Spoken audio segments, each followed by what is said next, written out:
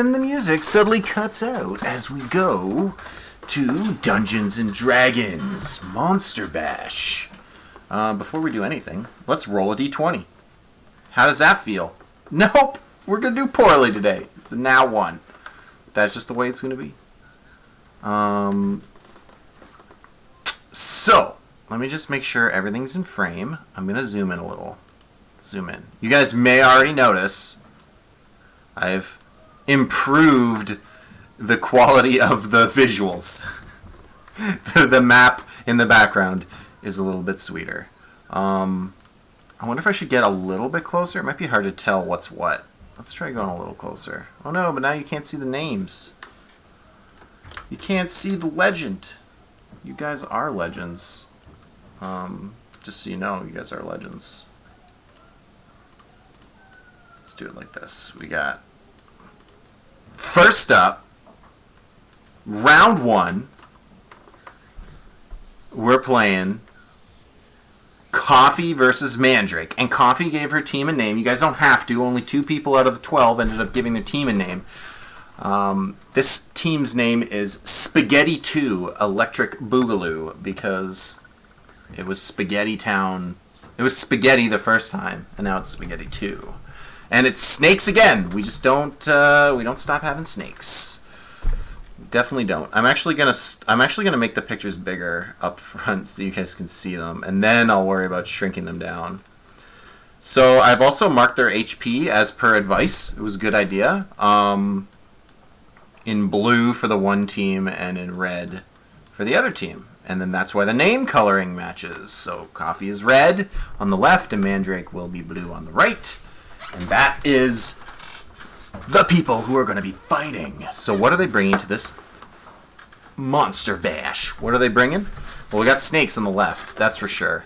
Fire snakes. We saw a whole bunch of them last time. They die very quickly. But when they get hit, they do damage back. So there's like this sacrificial suicide wall kind of feel to them. And they're snaky. I actually have to double check. There is no commander. As far as I know, there's no captain in this team. So as much as the Quaddle probably wants to be the captain, it's not going to be. And Quaddles are small, so we're going to shrink them up. A Yuan-Ti, which has a long bow and a long sword.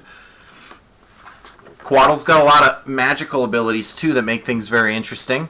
The command words for Coffee's team are Constrict, Heal, Protect each other. So I'm going to take that to mean the Quaddle is going to try to cast healing spells. It knows Greater Restoration, Lesser Restoration, Cure Wounds, Shield are all probably going to be very beneficial. It also knows Bless, but it wasn't specifically mentioned. Like, the fact that I'm told to heal and constrict, I'm going to prioritize saving spells for that. And actually, I probably won't cast Bless, even though it is a pretty good spell to open combat with.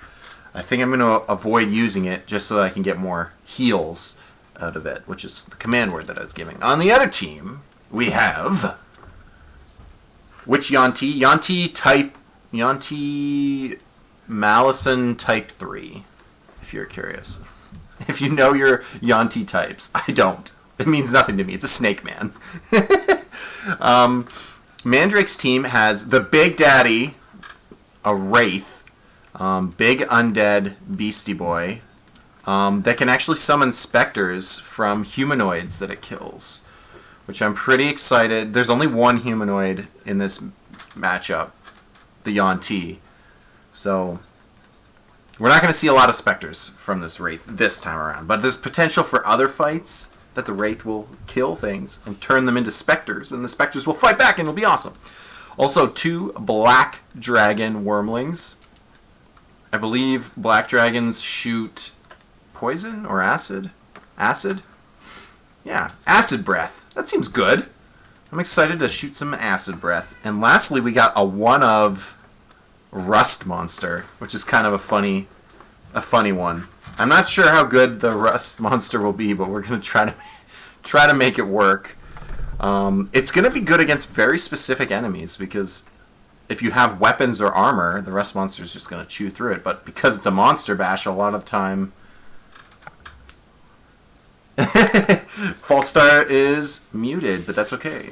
One last thing, I want to just remind everybody that I'm going to try to keep us tight to time as much as I can. If the battles start to go long, I'm going to start dropping meteors on all the monsters into sudden death mode, which will just be I roll 2d6 damage on every monster until there's only one team standing. I hope that doesn't happen, and I'm already wasting a lot of time talking when I should just be battling. So, we'll start off by throwing up some initiative. We've got Mandrake's team and Coffee's team. The Snakes versus... Oh, I didn't even say Mandrake's command words. His were Rust, Distract. So I guess the Rust monster is going to try to distract them. Dragon's Breath, well, obviously. Wraith, Shadows, which I think he meant Spectres, because the Wraith makes Spectres, not Shadows, but... unless he meant stay in the shadows, because it does have a sunlight sensitivity. I'm going to say it's during the day, and everybody can see. The sunlight sensitivity just lowers its ability to make perception checks, so it's not really going to affect the battle that much. We're just going to go and see what happens. I'm going to roll some initiative, and we'll see who gets to start things off. Rolling that initiative. Rust Monster. Ooh, Rust Monster got a 20? Oh, baby. Alright, Rust Monster's going to be at the top. Fire Snakes are probably next. Could you imagine this if, like, this already looks like a very cluttered board to me that's going to be difficult to manage. Could you imagine if I didn't have that hard limit on monster types? I feel like this would be just... Oh, the Wormlings rolled a 20 as well. We'll do a 50-50. So 1-2 Rust Monster. Alright, so Rust Monster's going to go second. We're going to do Dragons first, Rust Monster.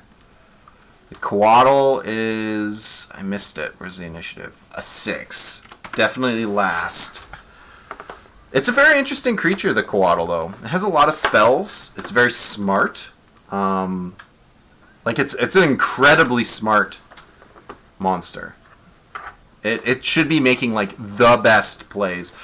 I mean, I'm almost tempted to have it just cast Bless, because I know that's, like, just super good. Turn 1, bless your party. We'll see. I do like the idea of it blessing itself and the other main player in this fight. That would be kind of cool. But we'll see what happens. Same map for all fights? Well, okay. For time, I might do that. The map, okay, just so we're aware, I'm not going to consider like this cliff to really exist or any of this stuff. I just did it so that it doesn't look boring. The trees aren't really in the way. I'm going to like just tell you what the scene is. Although that's probably... Maybe I should just consider it the same map. Maybe I should. I'll be honest. I will probably, as I do more Monster Bashes, collect more maps. And then things will be more interesting over time. But right now, my big concern is getting through 6 combats in 3 hours, which I think is going to be tough. So what I wrote down for this one was actually pretty simple, was that this Mandrake team basically is walking into like a cave of some sort, and they accidentally bump into a snake pit, and the snakes come piling out and attack. And normally that would be crazy, but like the snakes don't really have an advantage here. It's just going to be dragons going first. This is how I've decided to spread things out, too. I think it's going to give the dragons really strong turn 1 breath weapon hits. And that might be my own fault. A 15-foot line. Well, it can only really hit 2 enemies. Oh, maybe... Actually, you know what? It can probably do the Coatl. How smart are those dragons? They're not very smart. They're not very smart. So I'm gonna limit... Because there are 2 lines where you could get 3 enemies, right? There's this one right here, And there's this one right here. But it's only 15 feet, so you'd absolutely have to move right in, which I don't even think they can make it. Oh yeah, flying speed of 60. Yeah, they can go wherever they want. But they'd have to be smart to do that. And I'm not even sure if it really is smart, because going here, you know, puts you smack dab in the midst of this fight. So I think I'm going to have them move like so. I'm going to have this, I'm going to have one of them fly in like that. And the other one, I guess he's going to have to go for it. I'm going to put him this way. I'm going to have them split up. So we're going to have these are going to be massive breath weapons right off the beginning. I'm pretty excited. I hope you guys are excited to see 2 black dragons breathe acid all over these snakes. Are they? Yeah, plus they're good aligned. Yeah, breath weapons. Woo, we're going to get nasty up here. Alright, so we'll do the drag. I like to go top down. If I ever roll and you don't know, if I haven't said that, it's because I'm going to go top down. So we're going to start with this breath weapon. It's going to come across these 2 guys. And then this dragon, the other dragon, is going to do all 3 of these. So we're going to hit this guy once, this guy once, this guy once, and then that boy in the middle is going to hit 2 times, which is not a lot. This is not good. Okay, so we'll do the damage for the first acid breath, which will be the 2 enemies. So it's 13 damage, and they got to try to avoid that with a Dex 11 save. Dex 11 makes it.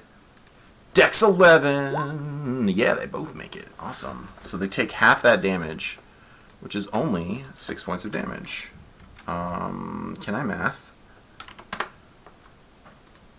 That's not very much damage. It's pretty okay. But because it's not a melee attack, the snake won't fire back onto the dragon. So, the other dragon. Dragon time. He's going to roll, I hope, big damage. 28 damage. This is a huge one, hitting 3 enemies. That's a big deal. If either of the fire snakes miss their dex, I'm going to do both fire snakes. One closest, one furthest away. Wow. Instantly just melts 2 fire snakes with that acid just coating them. Because they only have 22 and they took 28. That's too much damage. And wow, the on-T misses as well. That's huge. This is a massive start. Right off the beginning. Woo-hoo-hoo-hoo. Dragons. I mean, dragons are good. Dex save was 11. It needed an 11 dex save. And they each have +2.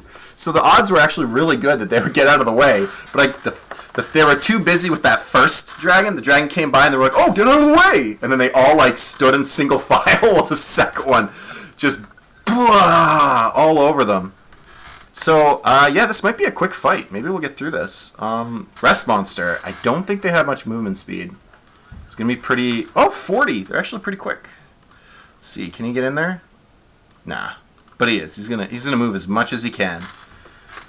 But, yeah, no range. Gotta get in close. Gotta get in close and corrode things. Alright, Fire Snake time.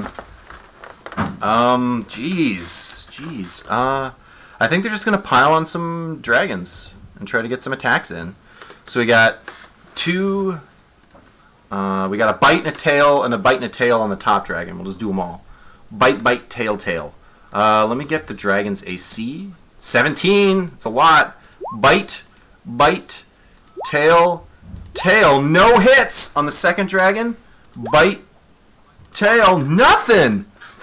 Just miss all around. Wow. This is unlucky. The spaghetti is getting parmesaned right here, if you will. This is not looking good. I'm not sure what to do with this Yuan-Ti. Should he get into melee? I think he's gonna. Because if we get all these dragons caught up in combat, they can't do a giant massive breath again. They'll be stuck doing crappy melee attacks. So I think that's what I want. That's what he's gonna do. He's gonna be trying to be smart about it. So he's gonna get in there with his longsword. 2 longsword hits. Let's see what he can do. Or scimitars, sorry. They're scimitar hits. 1, 2, nothing! Still no hits! Wow! I should have done the constrict, maybe. Well, I would have still missed. This is really one-sided so far. I don't know what to make of it. We got the Wraith. Flying speed of 60. Can just flat get in wherever it wants. And you know where it's going to go? It's going to go after the humanoid because it wants to make those specters. So it's going to actually like specifically seek out and go after the human.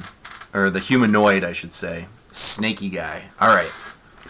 He gets 1 life drain hit. It does quite a lot of damage. And does max hit point damage, which actually stops the Coatl from healing, which is kind of crazy. So, let's see. 1 attack, a 17. Does that hit? It does. Armor class is 12 for the snake. For the snake man. So the Wraith is going to hit for 23 necrotic damage. 23, that's a lot of damage. I think that leaves him at 9. That's crazy. He's so hurt. And then, in addition to that, he has to make a DC 14 con save. Makes it. Okay. If he had failed that, I believe he loses max hit points equal to the damage, which is pretty rough, I'm going to say. Wow. Okay. This has been super one-sided. What can the Coatl do to possibly get us back into this? Is Dream any good?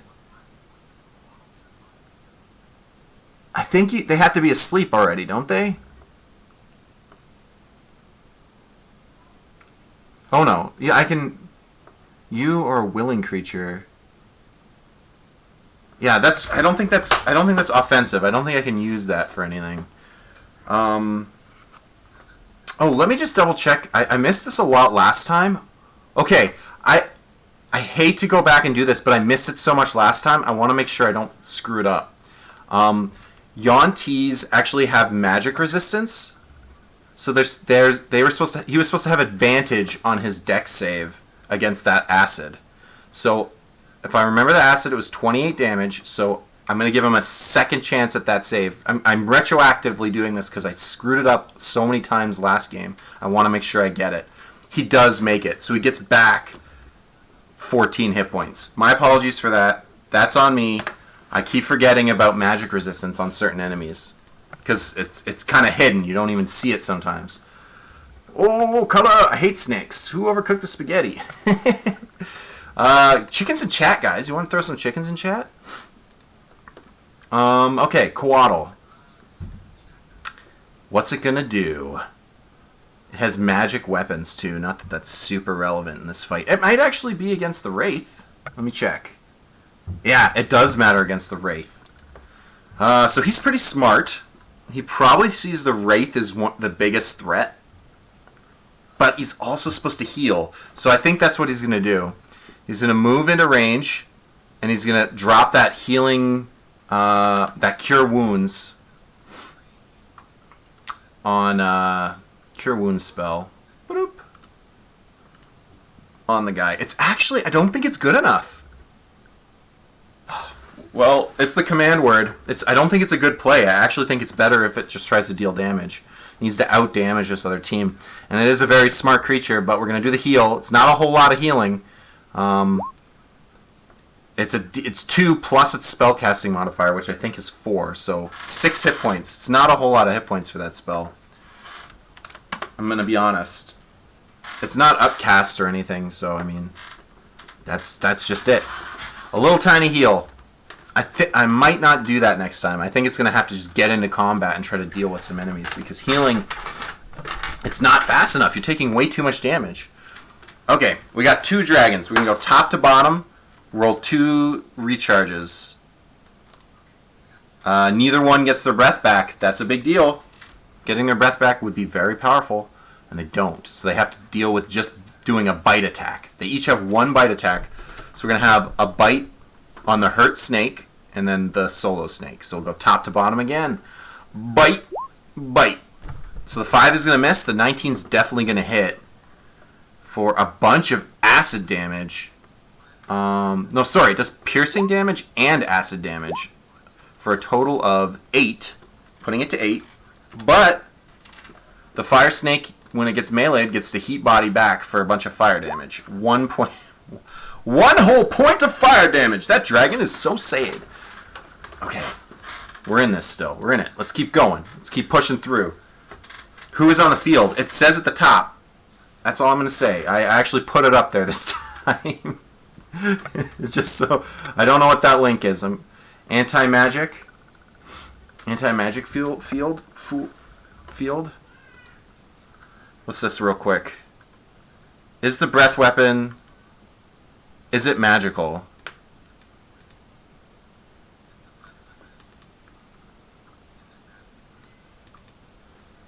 Oh, so we're saying it's not magical? Is that the argument? That the breath weapon shouldn't be magical? You know what? You might be right. I forget where I read that it was magical, but you're right. It doesn't specify that it's magical. It's just acid damage. You're right. You're right. I hate to do it, bring it back twice in a row. I'm going to put that 14 damage back in there. I think you're right. I don't think it is magical damage. I thought I saw it somewhere where the breath weapon said it was magical. And I'm looking at this, it does not say it. Why would you assume that the breath weapon is magical? But it is acid damage, which, as far as I can tell, no one here is immune or resistant to acid damage. They just take that full-on effect. But the snakes are resistant to bludgeoning and piercing, which I did miss, which means this guy actually took 3 less damage from the claw of that dragon. Let's not forget. Let's keep track of everything. It's kind of tough. I'm going to be honest. There's a lot going on. These monsters are getting stronger and stronger every time I do this. Alright, we got the rust monster. He's going to try to distract the coatl. It's not going to work. That was part of the command. Distract things. He's going to go in there and try to distract that creature. It's not going to work. It's too smart. But it's still going to try to do it. It's going to get in there, and it's going to do a bite attack. 1 bite attack. A 17. Does that hit? No. Coatls are freaking good. When you look at their stat block, those are good monsters. Alright, fire snake time. We've got 2 on the top dragon and 1 on the bottom dragon. That's just, we're going to do it again. So, bite, bite, tail, tail on the top one. Bite, bite. Oh, a bite got through. Tail, tail. No, 1 bite. It does piercing and fire damage. 4, 6. 6 damage. No, I know there's no resistances this time. He takes that 6 damage. The dragon is slowly getting defeated. It's immune to acid, sorry. It has one resistance. Okay. That's it for the dragons. Now we got the 2 scimitar hits. Let's go. Scimitar, scimitar. Boom. Or I could try to turn into a snake and constrict it. Let's do that. I didn't do it last time. Let's try doing it. It's going to turn, it's going to shapeshift into a snake form.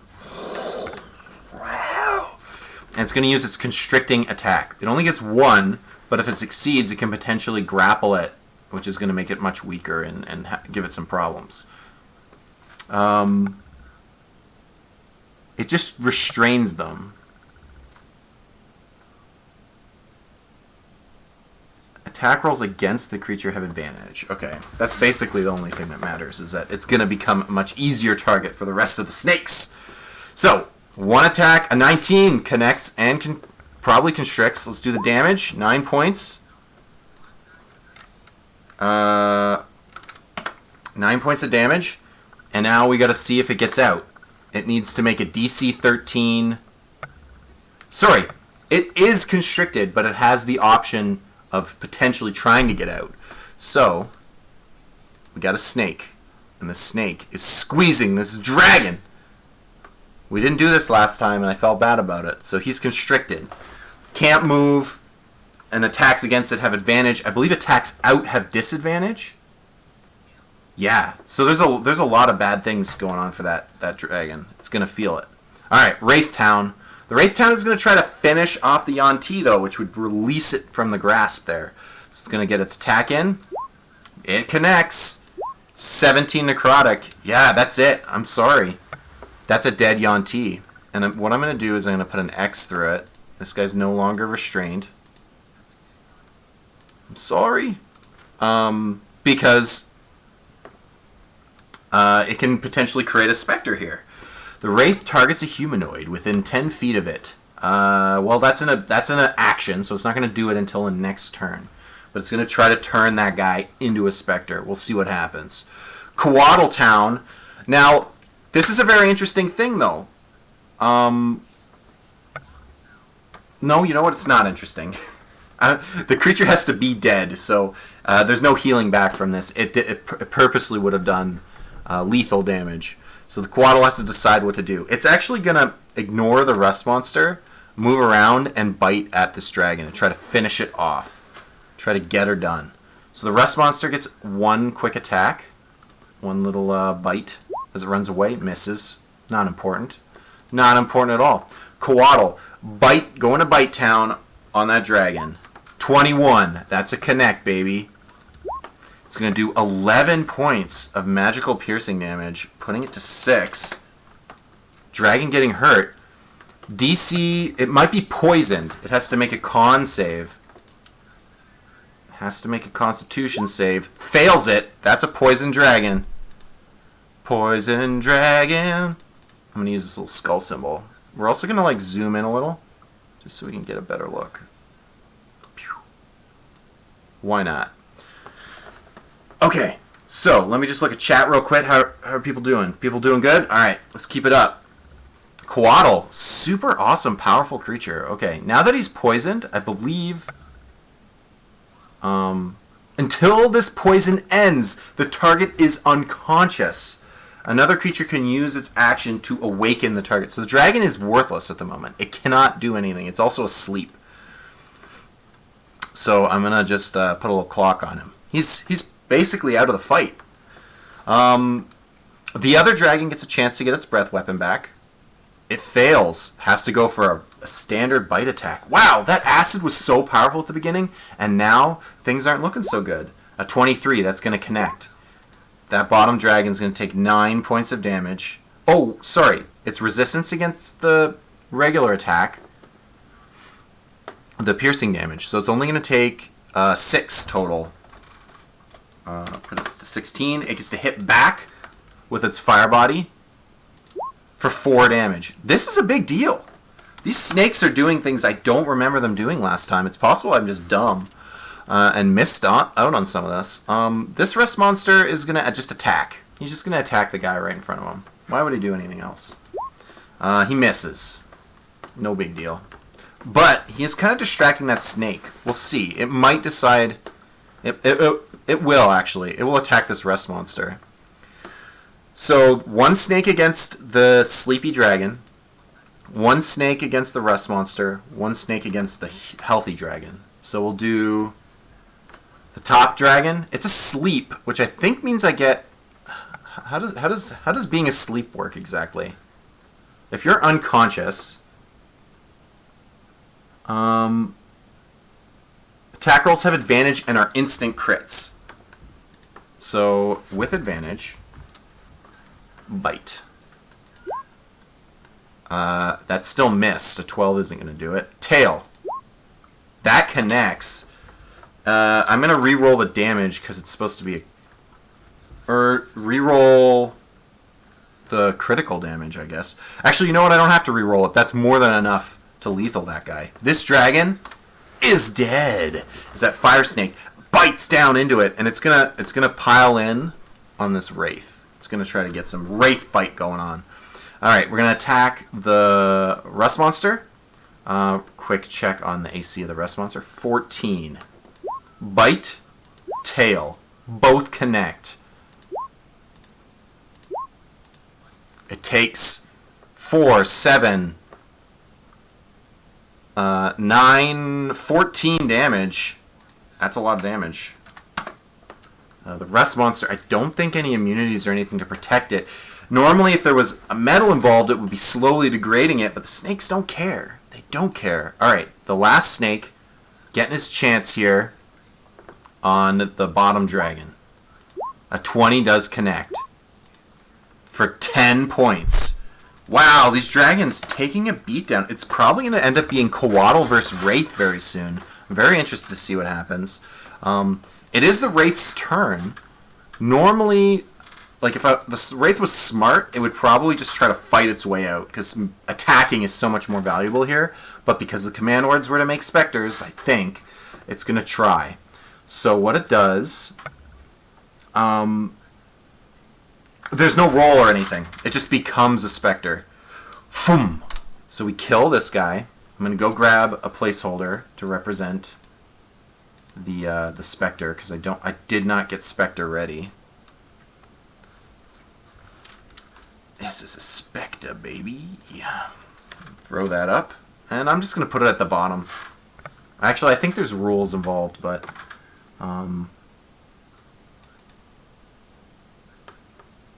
yeah, I'm just going to put it at the bottom. It doesn't. I think I could have probably rolled initiative, but it's so confusing. I'm not going to bother with that. Let me just get the specter's stats up real quick so that I'm prepped, and I can put its hit points in. Specter. This is a big deal. Might be coming back. It has 22 hit points.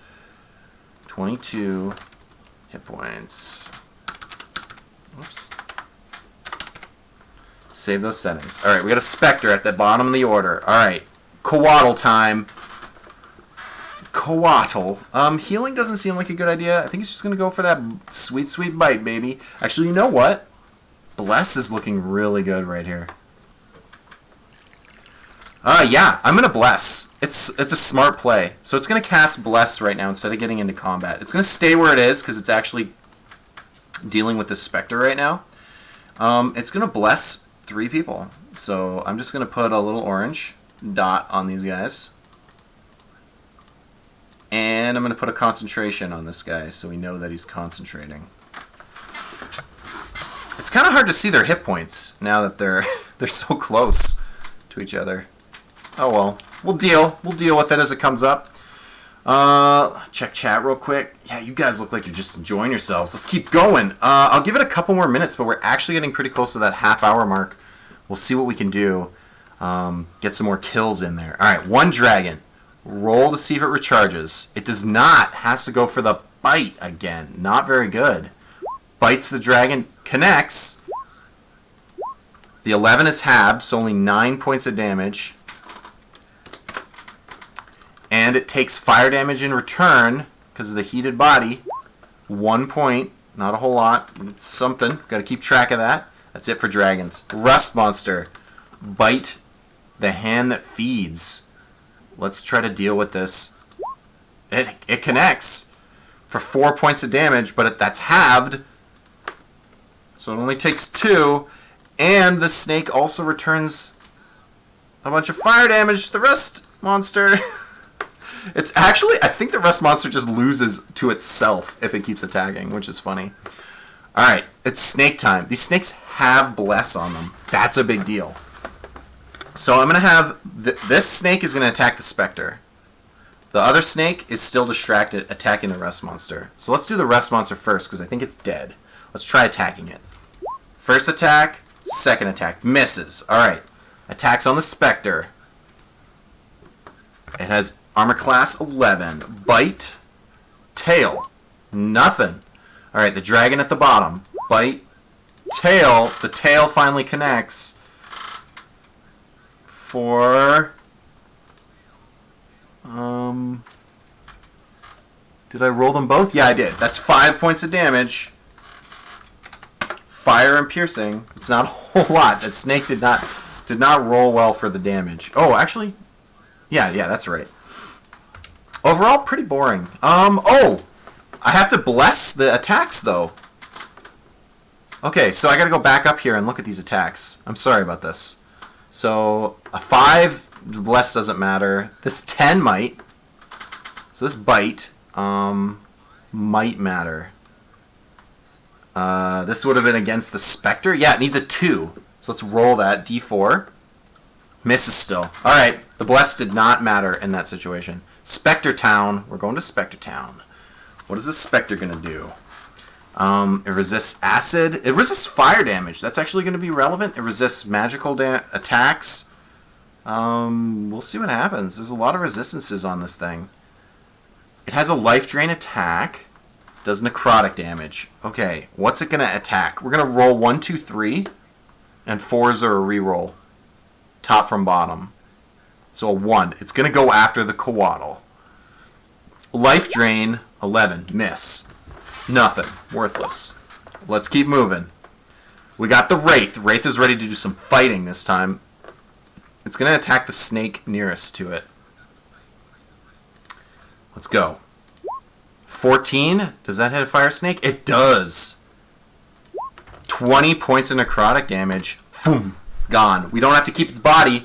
It can't make specters out of non-humanoids. It has to be a humanoid to turn it into a specter. It's too bad. Killed a snake, straight up. But that's a melee weapon. It's going to take some fire damage in return. Fire body, 5 points. We're at 62. Coatl, what do you got? Coatl is going to probably bite down hard on that specter. Keeping in mind, its attacks are... Oh, or constrict. You know what? Constricting seems silly, because I bet you it cannot... it probably can't constrict a specter or a wraith. Yeah, it can't. And it's a smart enough creature at 18 intelligence to know it can't try to grasp and squeeze a metaphysical creature like that. So it's going to go just for the bite. A 26. That's a connection, baby. It's going to hit for 8 points of magical damage. So that's puts them to 14. And it has to make a DC Constitution save. It made it. If it failed, it would be asleep forever, which is pretty darn powerful, honestly. That's a really cool effect. All right, we're back at the top of the order. I'm gonna call it one more round through, and then I'm gonna start dropping meteors on people, okay? Because we got to get through it. Dragon time. Do you get your breath weapon back? Not a D20. What am I doing? D6. No, still doesn't. Has to go for a swing, a regular bite. Misses. That's it for the dragon. Rust monster. It's gonna move in, attack that guy. Rust monster, where you at? It connects. It does half of 9 damage, so it does 4. And then the fiery snake gets to hit back for 5. It's not good for the rust monster. Alright, we're going to snakes. Going to Snake Town. There's 2 fire snakes. One on the specter. No, it's distracted now. No. One on the specter, one on the dragon. So we're going to do specter first. It does have bless. Both of those hit anyways. So it's going to have resistance to all this damage, which is kind of a big deal. It's only going to take 2. And then another 2. Wow, it only takes 4. Resistance making a big impact on that one. Alright, now we're going to attack that dragon at the bottom. Both connect. 4 damage.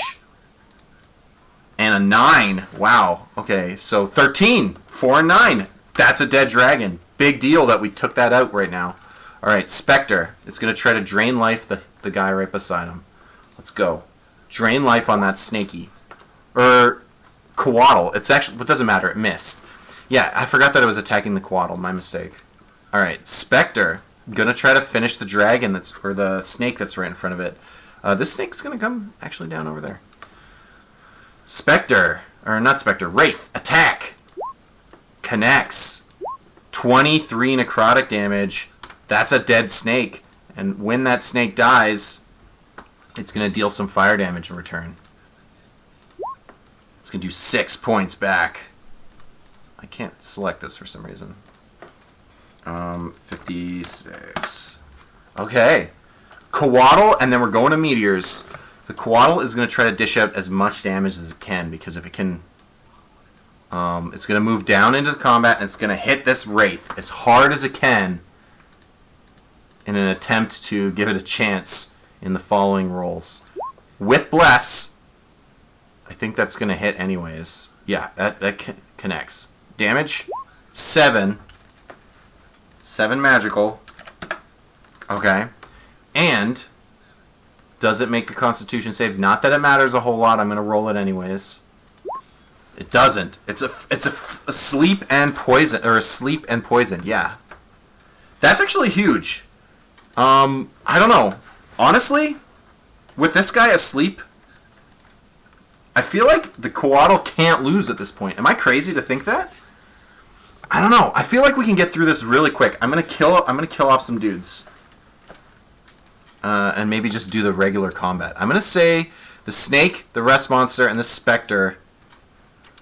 I'm gonna kill those off. We're just gonna get into this real quick. This specter's gonna try to fight back. Specter, attack. 23 connects for necrotic damage. 10 necrotic damage. Coatl, actually 23. The Coatl will use shield. It has not casted that. It's cast bless, shield, and cure wounds. It gets 3 a day. It will take no damage from that attack. Coatl will now turn around because this guy's asleep. It's going to attack that specter with a bite. A 12 with bless, but a 12 already connects. 6 points of damage. Let's see what that specter does. Does it have the con save? Makes it. Okay. Goes to 4. Let's see if the specter can fight back. Specter, no shield this time. Misses. Coatl. Attack with the bite. With bless. Does the damage. Specter's down. I don't think the Wraith can bring it back. Because the Wraith, as far as I can tell, stays asleep. It has to be shaken awake by another creature. Like, you have to take an action to do it. I don't think it works. I think the Coatl can just keep attacking and biting on this Wraith until it's dead. I'm going to call it. I'm going to call it Spaghetti wins this one. The Coatl takes it just because it just ties you down. It also has more hit points, so if I went to Meteors, it would win anyways. Coffee with the first win of Monster Bash. Chickens in chat. Can you guys give me some chickens in chat? Woo! If you don't know how to do that, you just have to go to the right side of the screen, and there are free. It doesn't cost you anything. It's free, 0 bits. You can put a sticker out. Yeah! Woo! Okay. That was exciting. I'm not gonna lie. I like it when it finishes kind of more natural, and you can kind of say, yes, I agree. That's who would have won. Round 2 is Bucklin versus Telek. Now, the way this is going to work, first, we're gonna grab Bucklin. Okay, what is Bucklin playing? Let's first do this. Oh shoot, we're gonna make Bucklin red. What is going on? I would like to type things, please. Confefe. We got Bucklin versus Telek. That's the team. I think that's who I said it was, right? I hope I'm not lying. Bucklin versus Telek. So Bucklin, the way this is going to work is we're going to drag in Bucklin's team. He's playing a Devil team. We saw Devils a bunch last time. We're going to see some more. Bucklin has a Devil. A Spined Devil. I got it somewhere. 1 Spine Devil, and no, sorry, I got this wrong. I'm looking at the wrong one. Yes, there are 2 demon teams. They have very similar compositions. Bucklin is playing a Bearded Devil. My apologies. 4 Spine Devils and 5 Drow. It's actually very like. All the dudes. We're just going to have lots of guys on the field. So let's grab the info for all of these so that I have them available to me. Oh my goodness. I need the Bearded Devil and the Spine Devil.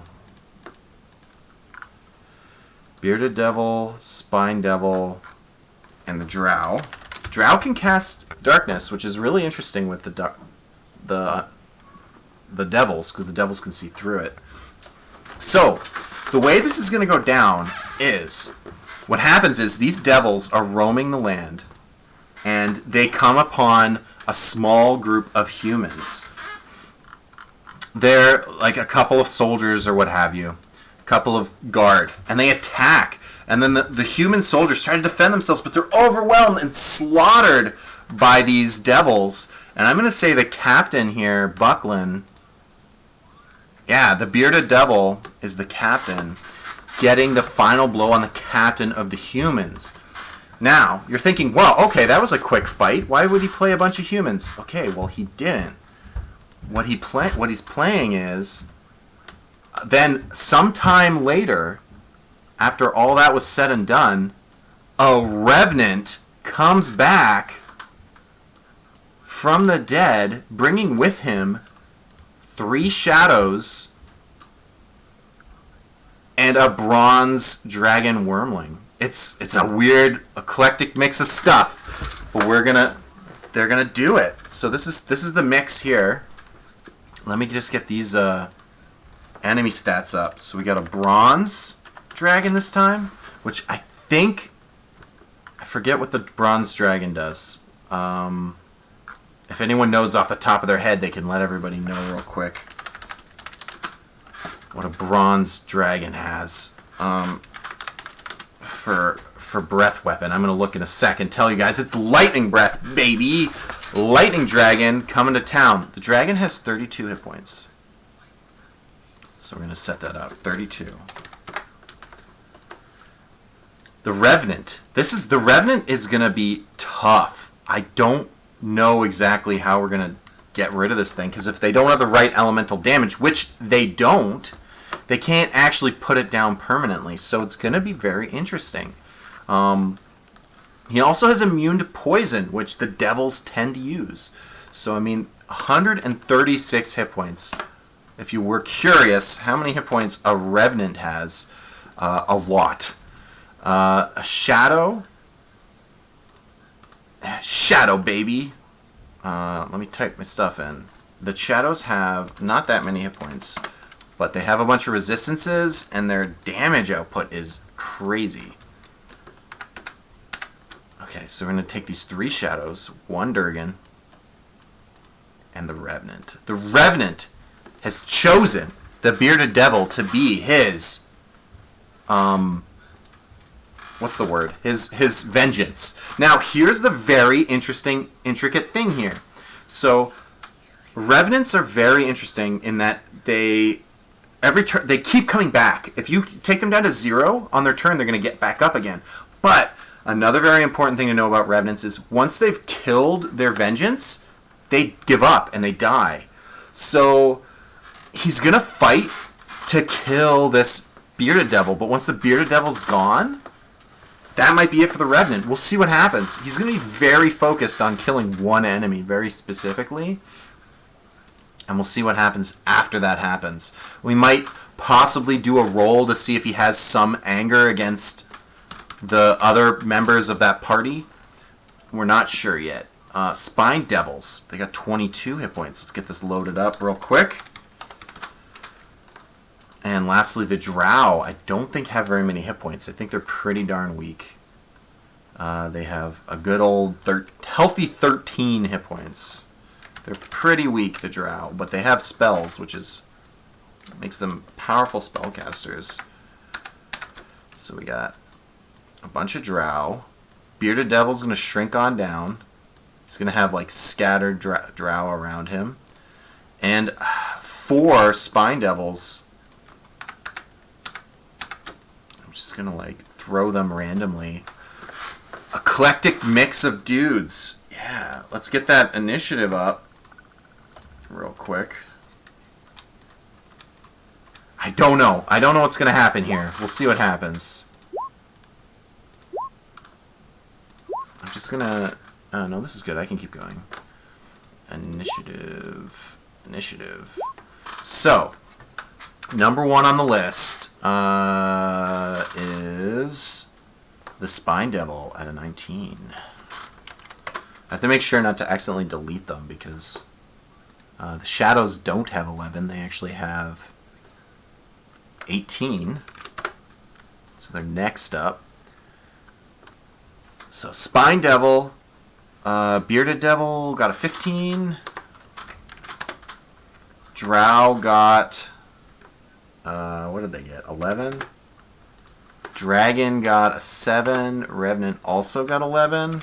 We'll 50-50 it. 1 and a 2 is going to be the Revenant going first. Nope. So the Revenant will go second. Or almost last, if you will. Quick check on chat. How's everybody feeling? Yeah, you guys look like you're having a good time. Who we betting on, lads? Yeah, I'm not sure. This is going to be a weird one. I'm not really sure what to do with this. We're just going to see what happens.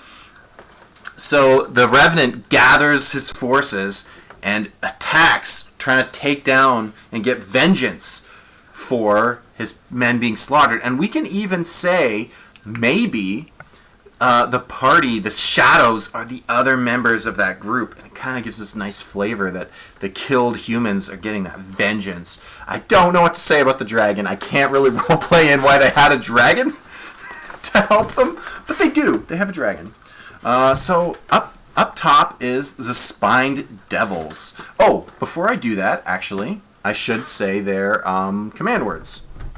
So Buckland, the Devils, his command words are kill them in the darkness, which is pretty obvious of the intent. He wants the Drows to cast the darkness spell, and then the Devils to being able to see through it with their magical devil sight, because they can see through magical darkness, to take advantage of that and get advantage on all the enemies around. The other one, which was Telek, his command words were fly by, distract, attack. So as far as that just means go to town, get vengeance, and kill things, and that is how we're gonna do this. So the Drow will, it's on their turn, are gonna cast a bunch of bubbles of darkness. It's gonna be really difficult for me to maintain which Drow are doing which bubbles of darkness, but I'm gonna do my best to keep track of it.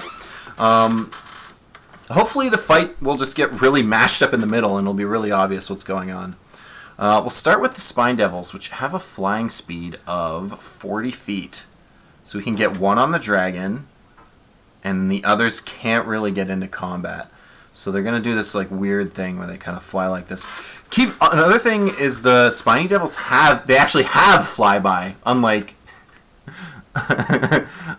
the dragon, which does not have flyby. Okay. So the big thing here is the dragon won't be able to line up a crazy shot, because the dragon's breath could potentially kill multiple drow very quickly. So tying up the dragon here is a big deal right off the bat. And it's going to attack. It gets to make 2 attacks. One with its bite, one with its fork. Oh! Or it can shoot spines. So the ones that didn't make it into combat are close enough to shoot their spines. So I'm actually going to move them slightly closer so that they're within 20. And they're going to pick on the Revenant, I think. Just because they're not too bright. They're not very smart. Honestly, they should attack the shadows and leave the Revenant alone, because they're probably not going to do enough damage. But that's what we're going to do. So, we got a bite and a fork on the dragon. The dragon, Bronze Wormling, 17. Bite, fork. We got a bite. 6 points of damage. It's a big deal to get that damage in early against the dragon. The others shooting the spines at the Revenant. The Revenant only has an armor class of 13, and it gets 2 tail spines, so 4 of these total. 1, 2, 3, 4. I think only that 14 connected. Yeah, that's it. So it does piercing damage plus a little fire damage to the Revenant. Whoa! Can I just say that's actually a big deal? The Spine Devils have the ability to do fire damage. I had not considered this. So the fire damage, if you don't know how, spoilers, don't know how Revenants work, they don't get to heal if they've been hit with fire damage. So the fact they got hit by a little bit of fire damage from one of those spiny tails, 1 point, it won't recover hit points this turn, which is actually kind of a big deal. 129 hit points. I just want to make sure everything's on screen. Yeah, everything's looking good. Looks like we're having a good one. Spine Devils. That's a very interesting thing. So now what I'm going to do for the Spine Devils, I'm going to have them roll a DC 15 intelligence check to see if they picked up on that. They did not. It went over their heads a little bit. They knew they did some damage to the Revenant, but they didn't suss out that that was the weakness of that creature, because they're not that smart. But if they do it again, it'll be a lower DC, and it'll be more obvious to them as the fight goes on if they keep doing that kind of an attack. They do like getting into melee, so we'll see what happens. Shadows. It's the shadow time. We're going to say that it's dark enough that these shadows are not going to take sunlight checks. We're going to say, because both teams want to fight in like the twilight, it's like dim, it's misty, open field, but it's like It's like twilight. It's dim light everywhere. The moonlight is shining down. It's misty. It smells like dew on the grass. That's the kind of combat we're talking. So there's no sunlight weakness on these shadows. It makes sense. The devils don't want to fight in the day anyways, and the shadows got to pick when to fight. So the shadows, gonna get their butts in gear, can move up to 40 feet. That's a lot of feet. I think we're gonna have one go to each Spiny Devil. We're gonna split up here and try to do its work. I'm very excited to see if they can drain some strength off them. So we're gonna go top to bottom. What's the Spiny Devil's armor class? 13. So top to bottom, hit. Wow, triple hits. Okay. Draining strength from them is it a big deal? No, they don't use strength as their attack class, so it won't make them weaker over time. But it could potentially one-shot them if they take too much strength damage all at once. Shadows doing damage. We've got the top one, the second one, the bottom one, and it's necrotic damage, which they do not have a resistance to. They just take that full-on damage. These devils do. So that's 12, putting it to 10. That's 8, putting it to 14. Or no. Yeah, 14. I can math. And lastly, this one took 10, going to 12. That's a lot. And now each one of those loses some strength. They naturally have 10 strength. The top one's probably not going to matter, but now he has 9 strength. This guy only has 7 strength, and this guy has 6 strength. Potentially, I feel like it won't matter. I feel like they're going to die to just straight damage before that's relevant. But we're going to put it on there anyways because it's cool, alright? I love it.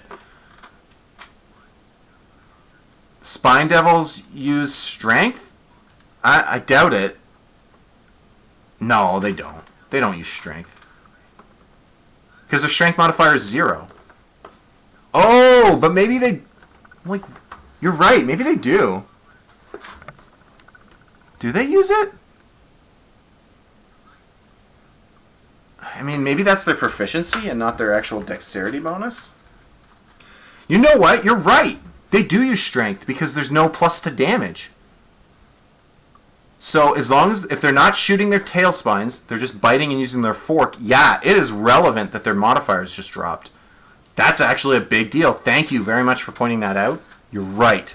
You're definitely right about that. Alright, Bearded Devil. He's pissed. He's like, why are you killing my boys? He only has a movement speed of 30, but I'm sure he can get in. He can get into combat with the shadows.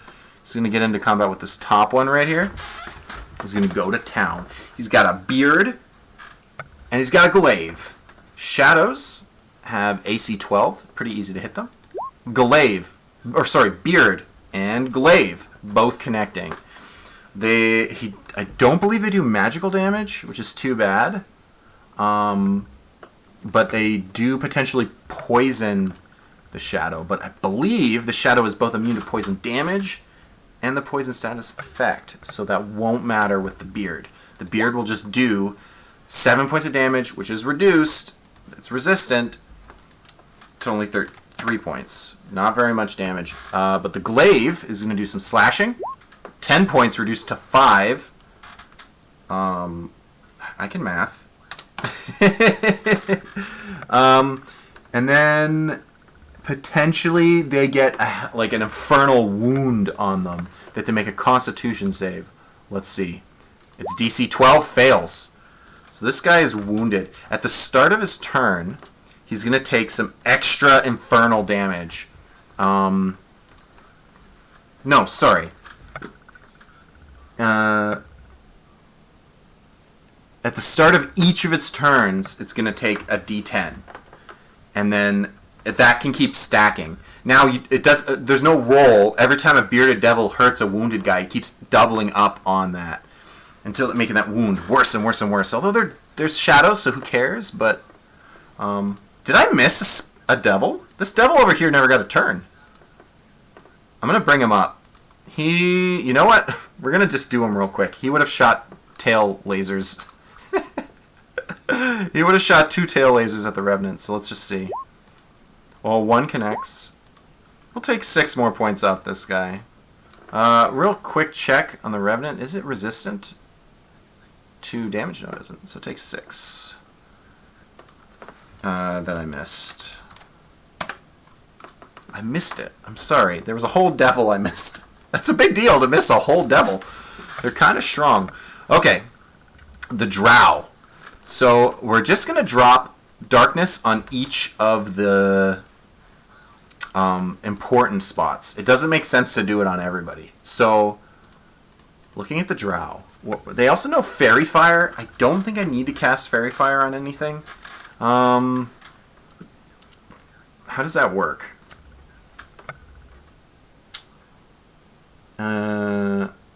Fairy Fire. Any creature in that area where the spell is cast is also outlined in light if it fails a Dex saving throw. I don't want to shed light, though. Although Fairy Fire would be consumed by the darkness of the other spell, because that's how it works, and it's a lower level. So yeah, sure. We're going to have one of these Drow. We're going to have 2 of them, actually. Get close and try to cast Fairy Fire on the Revenant. And 3 in the back are going to cast Darkness Bubbles on the 3 fights going on. Which is strange, because I believe the shadows... How do the shadows work? They can go invisible. They can get stealthy. They can hide as a bonus action, but they can't... but they still can't see in the darkness. Their dark vision will not work in magical darkness. So, strangely, the darkness is actually going to work for the devils and make the shadows unable to see, which is kind of a funny thing in my mind. It's pretty funny. So I'm just going to draw... Oh man, where's the draw tool? What am I doing? Draw some shapes. We're going to plop, I believe it's 15 feet darkness. Just let me double check. 15-foot radius sphere. So it would be 30 across. So I'm not going to... You know what? I'm not going to draw boxes. The whole map is dark until those 3 are in the back are killed. And they're going to sit there and maintain concentration. They're not going to do anything until they absolutely have to. Because that was the command. It was fight in the dark. So these guys are all concentrating on darkness. That's just what they're doing. And they're not going to get into the fight because they suck at fighting. They're terrible. They're not good. Oh no, they have hand crossbows that they can use. Okay, so they can fight from there. That's good. They can do that. So then the other 2 are going to cast Fairy Fire on the Revenant. The Revenant gets a chance to not be Fairy Fired. It needs to make a Dex save of 11. So we'll have it try the first time. And the second time. It's fine. Doesn't get Fairy Fired. What a waste of a spell, Drow. Okay, the Drow are done. Next turn is going to be crossbows. Okay, Revenant's turn. The Revenant would normally heal at the beginning of its turn. Can't, because it took fire damage on its last turn. It's going to use... it can do 2 fist attacks, or it can do the Vengeful Glare. Sworn Vengeance. If it has Sworn Vengeance, the enemy has to make a DC 15 Wisdom save, or it is paralyzed until the Revenant deals damage to it, or until the end of the Revenant's next turn. When Paralyzed ends, then they're still frightened for 1 minute. So, glare is really powerful. You know what? The fists are stronger. We're going to get in there and do some fisting. That's right, I said it. I said fisting. We're going to fist this bearded devil, and we're going to fist him good. 2 sweet old punches. We got to break a 13 here. Miss. Oh, and it's in darkness, and it can't see. So it will be at disadvantage. So that was already a miss. The second attack with disadvantage. An 8. No, because of the darkness, it cannot strike. It cannot see. The disadvantage and the enemies being invisible here is going to be a big play on what's going on. He knew how to track the guy, though, because he's Vengeful Tracker. So he knew to go into the darkness to look for him. Not super helpful, though. Alright. Dragon's turn. Finally, the dragon gets a turn. Let me look at chat real quick to make sure no one's freaking out. The Revenant cannot see them. That's why he's at disadvantage. He's trying to fight invisible enemies, and he can't do it. It's really tough. Who has multi-attack? Did I miss something that has multi-attack? Let the Spine Devils fly by a bit. Stay out of your melee because they have fly. But they want to stay in the darkness, and that's the rule. That's what the command words is. They want to stay in the darkness. They might move around. We'll see. The dragon has his breath weapon. It can either do a lightning breath or a repulsion breath. It can. I think the repulsion breath doesn't do damage, so it's going to do lightning. It's going to do lightning damage. Is it smart enough? Is it smart enough? Okay, I'm going to make it a DC 15 check for it to see if the dragon is smart enough to...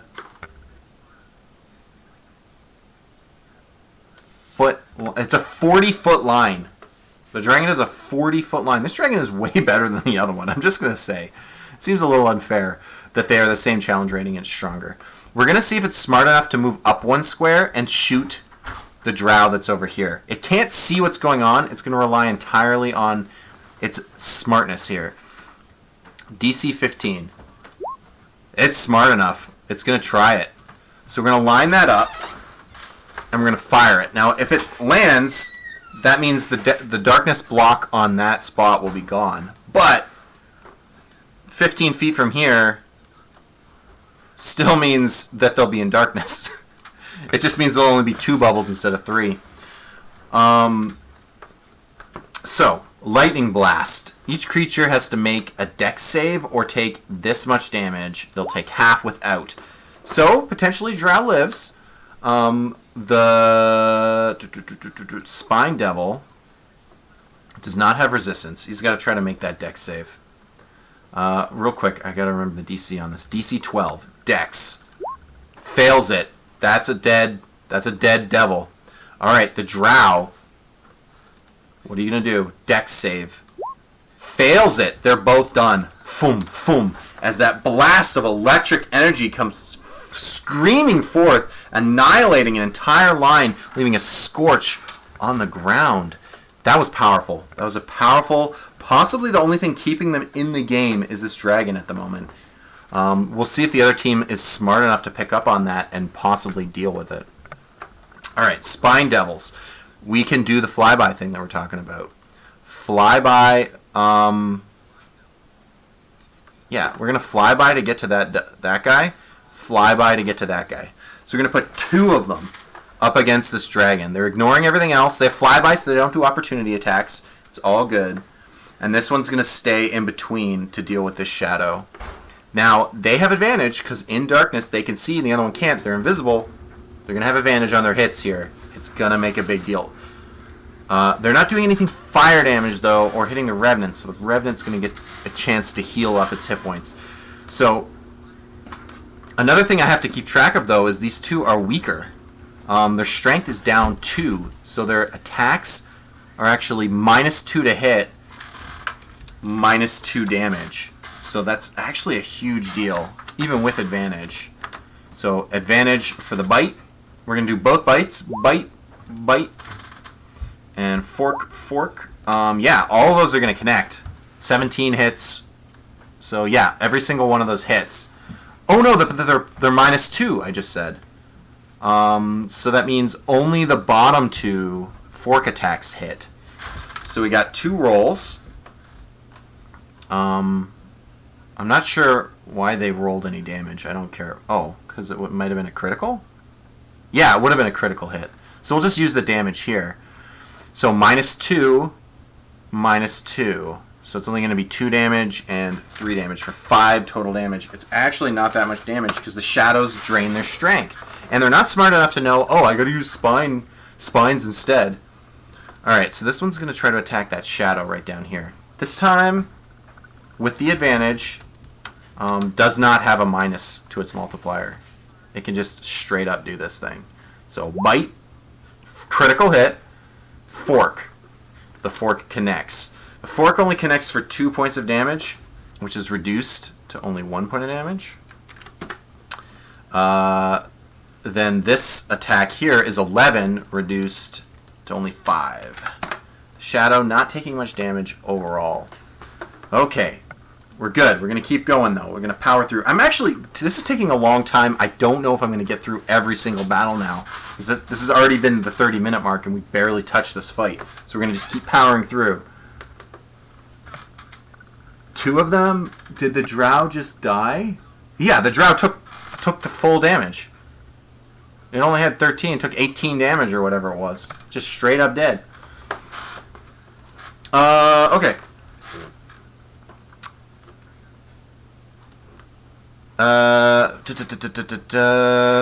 Where are we? We're at the shadows. Shadow time, baby.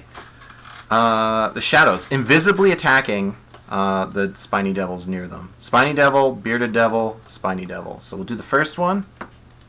Shadow attack with disadvantage.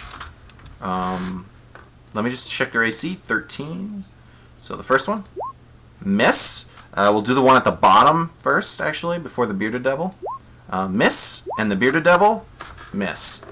So they're in the darkness. They can't see. They don't know what's going on. It's not working out for them. Bearded devil. Bearded devil is going to fight. Oh, but this guy was supposed to take a D10 at the beginning of his turn. I forgot about that. I'm going to do that real quick. I'll just roll it here. 6 points. And as far as I can tell, let me double check the damage type on that. It just says loses hit points. So there's no resistance on that. It just loses them. So he's going to try to finish him off with his beard. With advantage. Advantage. Beard. Oh yeah, that's a dead shadow. Alright, he's going to go after the Revenant next with his glaive. Advantage. A 15, that's going to connect. 5 slashing damage. We'll take it. 118. And he's going to make a con 12. He's got a lot. He fails it. Oh, he's wounded. That wound is a big deal because it doesn't go away. It's just going to keep stacking up and keeping him from ever getting his hit points back. He's going to heal and take damage every turn. All right, we got the drow. Drow are lined up, crossbow shots. Now, if I'm looking at it, I don't think the drow can see through the darkness.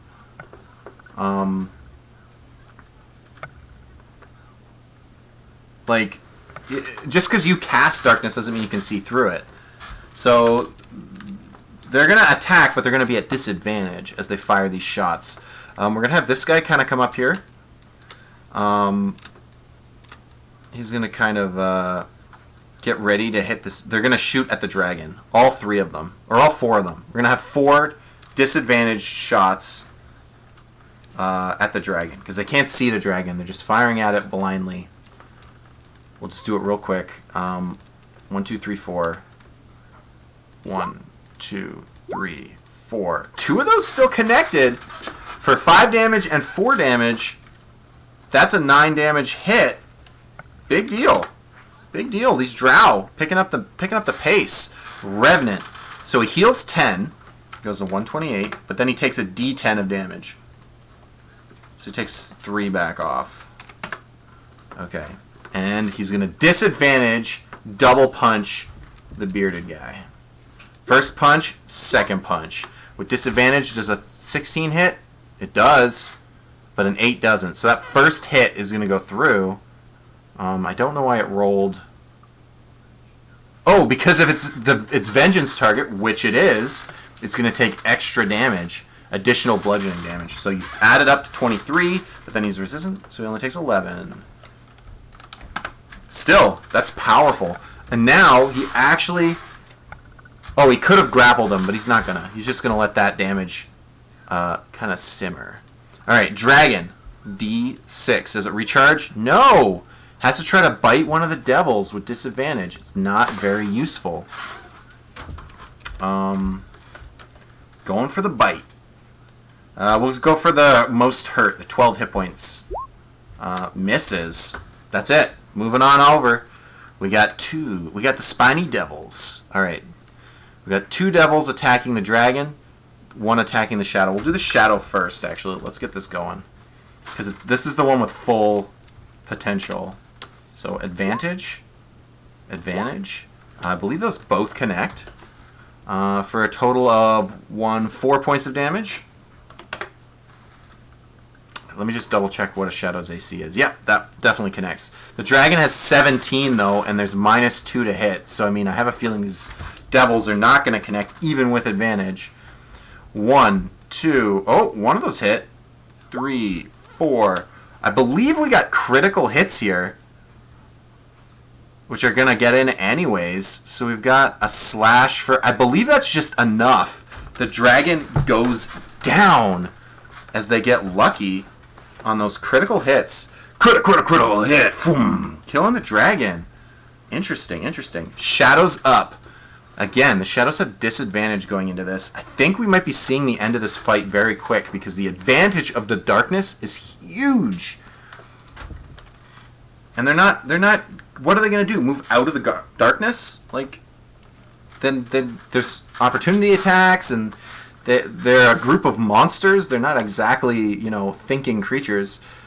The Shadows specifically only have 6 intelligence. Okay, so the weakest, it's the top one, the weakest guy, with disadvantage, misses. The bottom one, disadvantage, an 11. I don't think that hits. No, it doesn't. They're done. Shadows are done.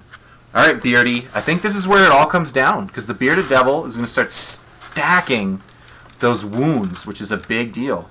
So with advantage, a 12 is not going to hit that Revenant. So the Beard got him. With advantage, I think that's a crit. So the Bearded Devil doing extra damage. Potentially poisoning, but they're vulnerable, so they can't. It's just a total of 13 damage or whatever. No, it's 12 damage. Sorry. That's it. The Drow. They're all just gonna shoot their crossbow bolts at the Revenant. They'll be at disadvantage again, but we'll get it rolling. 1, 2, 3, 4. I think the only one that hit was the top one for 4 points of damage. Okay, Revenant's turn. He gets back 10 hit points, but he takes a D10. He loses 1. It's not very exciting. Alright, Revenant, do some punches. Punch, punch, punch. At disadvantage. 1, 2. Oh, wow! Connecting with that first one. The 17 doing some serious work. That second one, the 11, not going to happen. But that's okay, because does 27 points of damage, which is halved to 13.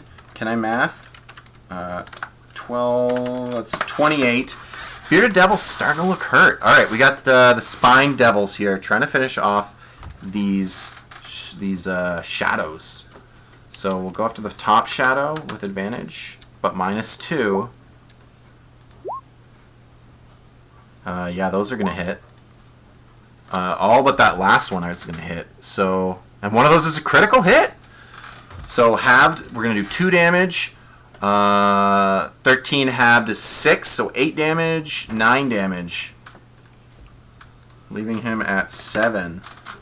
Alright, down at the bottom, again with advantage. Oh, -2 to hit, though. I don't think that affected anything. I think everything still connects even with -2. Oh, but the damage is -2. Oh my goodness, I can't do them. This is too much for my brain. I don't know. I'll put him back at 11. I can't figure it out. I don't like it.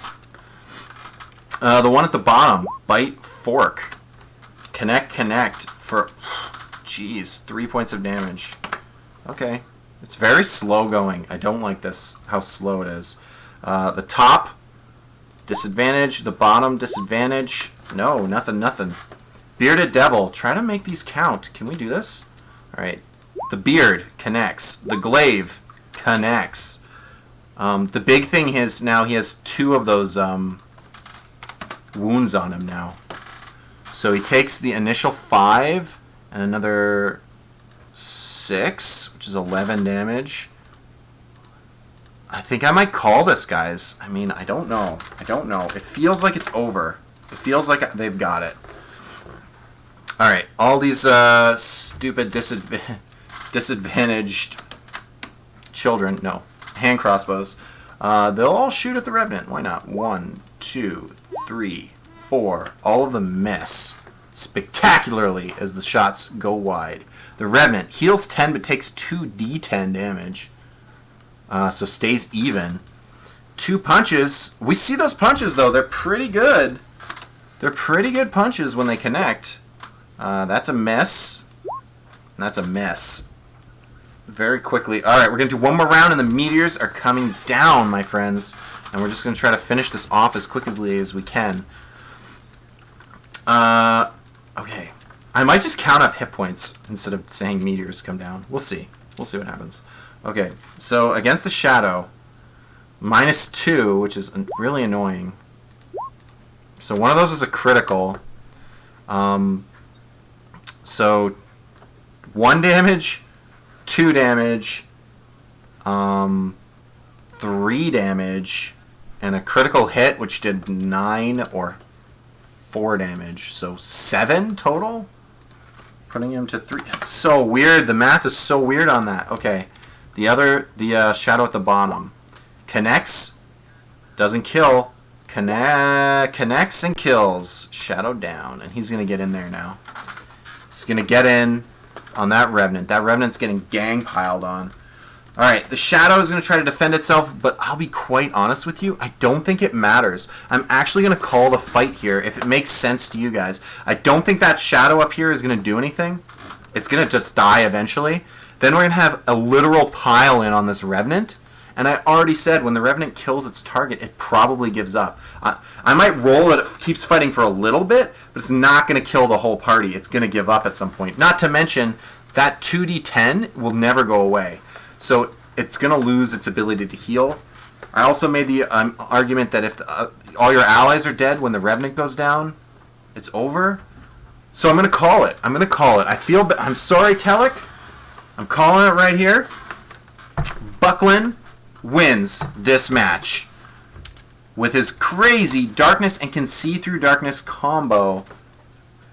Buckland victory for round 2. Because I want to jump into round 3. I want to get ready for the next one. So congratulations, Buckland. I'm going to give you a little salt and chat. Fight number 3 is Colibri, another new name that I'm not that familiar with, versus the Unlucky Soul. GG! Oh, this one's gonna actually be really cool. I'm pretty excited to do this one. So Calibri's team, Devils again. we just saw Devils. We're gonna see Devils again, but it's a different suite of Devils. First off, it's a barbed devil, which we haven't seen yet. It's a pretty powerful devil. 1 spine devil, if I can find it. Just 1. This is a strange team. I don't really know what to make of this. And then you probably wouldn't have guessed it. This is going to be a surprise to you guys, I'm sure. 4 of something. If I can find the image. 4 of these. 4 yellow fairy dragons. That's the party. That's the team here. And the command words are dragons distract, annoy, devils hit hard. And I'm ready. I'm ready for the devils to hit hard. So instead of bearded devil, we need a barbed devil, which is a much stronger devil. I don't know if you know anything about devils, but barbed devils, much stronger. It's taking a second to load, actually. Don't tell me D&D Beyond is down. Don't tell me we have another downed system. I don't believe it. I don't believe it. You can't convince me that's true. The Unlucky Soul. I'm really excited to see this team. This is a cool team. Doing some similar work here with the Drow, actually. Let me just double check. It's interesting because he has Drow, but he doesn't have anything that can see through the magical darkness. So, and he does also. It's just this dash attack. The shadows move up. So to me, that means everything's just going to try to attack as hard as it can. So we've got some Drow again. We've got some Shadows again. We've seen them. We've loved them. The Shadows are actually kind of stupid. They're a powerful creature. And then something you probably never thought was going to come into this fight. Frankenstein, also known as a flesh golem, is coming in to the fray here. So, Shadow, Drow, Fairy Dragon.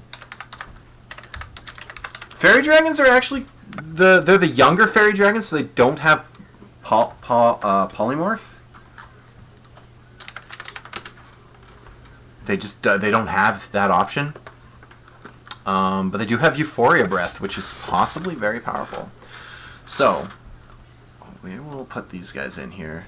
Calibri with his 14 hit point Fairy Dragons. And his, I believe, 22, because we know it, we love it. 22 hit points is... So many monsters have 22 hit points. Barbed Devil. This guy, this is one beefy boy. How many hit points? 110. Not as much as the Revenant, but a ton of hit points. Strangely, the devils can see through the darkness. So casting darkness here is actually pretty bad. It can also hurl flames. That sounds awesome. Let's see that happen. We know that the shadows only have 16 hit points. I've done this a few times already. There are 6. The most shadows I've ever seen. Just going hard on those shadows. I believe it's 2 drow. No, 3. Yeah, 3 drow. That math's out. I don't know why I couldn't. I was like, no, that's 10 already. No, it's not. It's not 10 already. So we got the drow in the back, and then we got the flesh golem, which might be the first not medium creature. No, he's medium. Everybody's medium. The barb devil, also medium. Yeah, we haven't had any large enemies. Flesh golem also has a large, hefty health pool. Not as big. This is it. Might be coming into play. The flesh golem is afraid of fire, and a bunch of the devils, actually there's only 2 devils, can potentially deal fire damage, which is, that's something, right? Alright, 4 fairy dragons. 2, 3, 4. I kind of just like throw them around. I'm like, this is how the fight's going.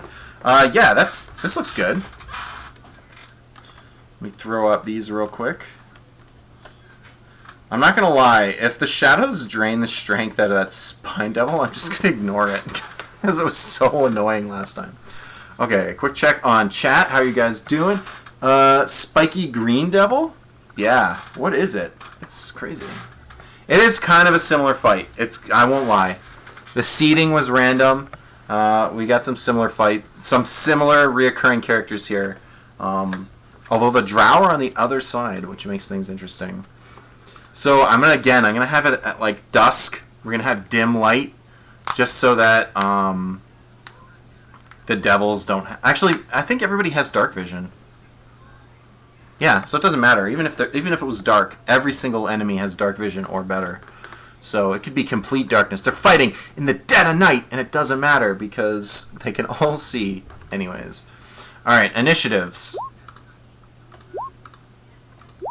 I think the 6 shadows are going to be quite interesting, especially if they get their hands on. Wait, what? Could I have sent it right to the tracker? How would I have done that? Selected the guy first? Can I do that? Let me just check if that works. Yes, it does! Oh no! I should just do that. That's so much quicker. Learn things every day. Yeah, there we go. What is this? Can I just do... Okay, yeah. So I can just sort it after. This is so much quicker. I can't believe I wasn't doing this. I was like doing the math, like trying to figure it out. It's like, you don't have to. It's automatic. Flesh Golem initiative. And the Shadow initiative. There we go. Let's do descending. Awesome! We did it. We set it up. Quick comments from you guys. Shadows do have dark vision. Yeah, exactly. They just can't see through magical darkness. So yeah, it's pitch black, but it don't matter. All the boys can see. I believe everybody. Devils, fairy dragons have dark vision. Yeah, everybody has dark vision. Everybody can see everybody. The drow definitely have dark vision. Really good dark vision, actually. Not that it matters a whole lot for this fight. They have Fairy Fire. I'm curious if we're going to use Fairy Fire here. We could definitely try to Fairy Fire some guys. And we'll see what happens. Alright, first up, Spine Devil. Just looking at their things that they asked me to do. Unlucky Soul wants me to dash up. Colibri wants me to distract. Okay. The Devil can't really get into combat. He's just going to move up. And I'm going to 50-50. He goes for the closest shadow versus that guy. So 1-2 is a shadow. And what did I roll? 1-2 is a shadow. So this shadow is going to take his 2 spiny spinies. He's going to fire those off. 1, 2. The second one is going to connect for 5 points of damage. Because the fire, unless it's... Let me just double check shadows. They have resistance to fire damage. Yeah, of course they do. They have resistance to everything. They don't want to take any damage. Okay, so then it only is 3 points. It's like nothing. Shadow's kind of stupid. Shadow time. I believe they have 40 feet of movement. Yeah, shadows are good, man. Don't sleep on shadows. They're pretty monstrous. So what I'm going to do is I'm going to put one shadow... Sorry. He was like up here, I think. Yeah, so I'm going to put one shadow against this fairy dragon. Shadow... No, what am I doing? One shadow against this guy, 2 shadows against this guy, 1 shadow against this guy, and 2 more against this guy. He's gonna get. This guy's probably dead. He's gonna get piled on pretty hard here, as these shadows do what shadows do. We'll have the one against the fairy dragon hit first. A 12. Does that connect? It does not. They got 15 armor. Okay, what about the Barb Devil? It needs a 15 as well. Attack the Barb Devil. Miss. Okay, 4 attacks on the Spine Devil. 1, 2, 3, 4. Needs a 13. 1, 2, 3, 4. That's 3 connects. 1, 2, 3 sets of damage. 14. That's 22 damage. We don't have to do any more math. Dead. Spine Devil. I don't have to worry about that devil anymore. A whole monster type is gone. I don't have to worry about it. Fairy Dragons. Okay. They got Dancing Light, Mage Hand, Minor Illusion, Color Spray, Mirror Image, and their Euphoria Breath. Mirror Image seems really good. They're going to try to do that and distract. That's the idea. They're all going to cast Mirror Image on themselves, all 4 of them, and then just kind of be in the way.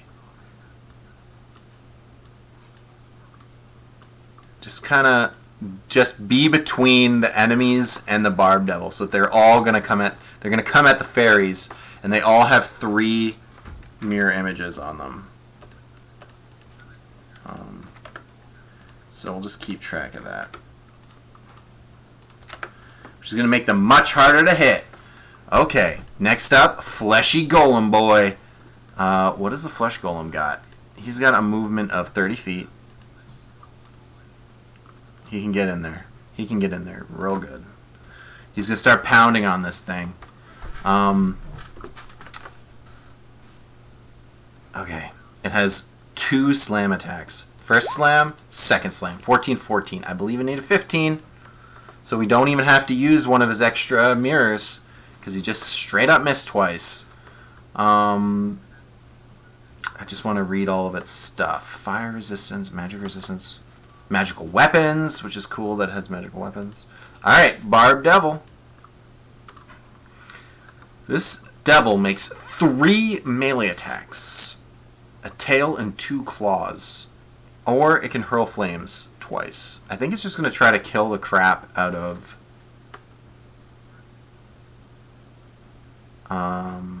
Oh, and if anything tries to grapple it, it's a bad idea. But there isn't, so I don't have to think about that at all. It's going to get claw, tail. Is it tail, claw, claw? Yeah, tail, claw, claw. Against the shadow. Tail, claw, claw. What's the shadow's AC? 12, so those all hit. But they aren't magical, so...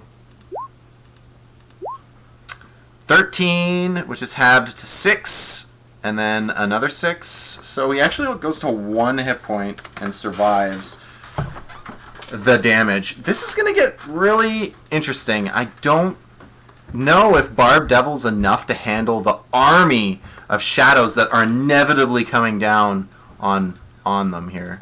So we're going to bring these drow up. We're going to try Fairy Fire 3 times on this space so that it hits... I think it's a 20-foot cube, actually. How does it work? Let me just look at it real quick.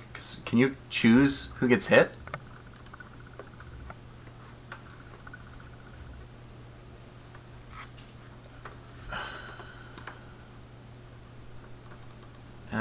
One action for 20-foot cube. So, okay, so I can do a 20-foot cube that's like from here to like here.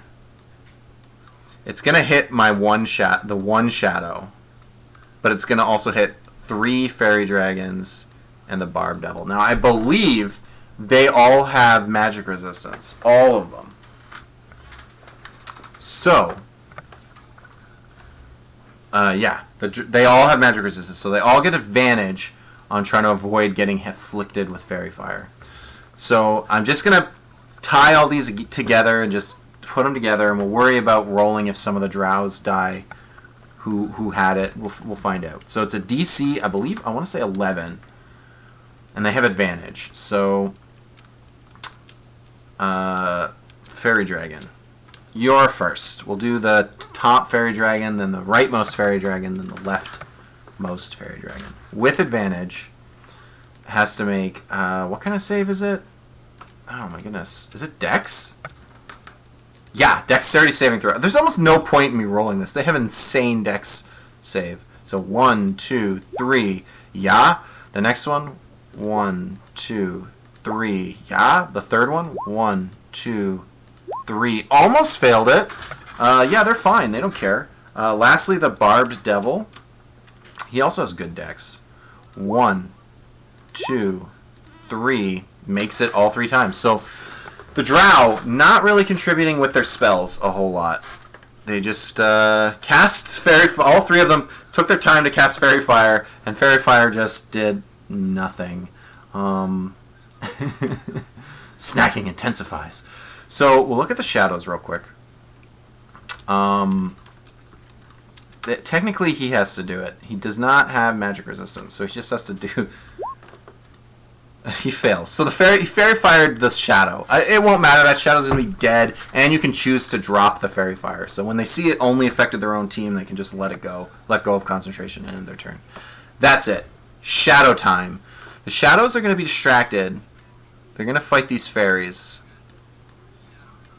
And we're going to see what happens. So we got a shadow. We'll do the shadow on the Barb Devil first. Attack. Barb Devil gets hit.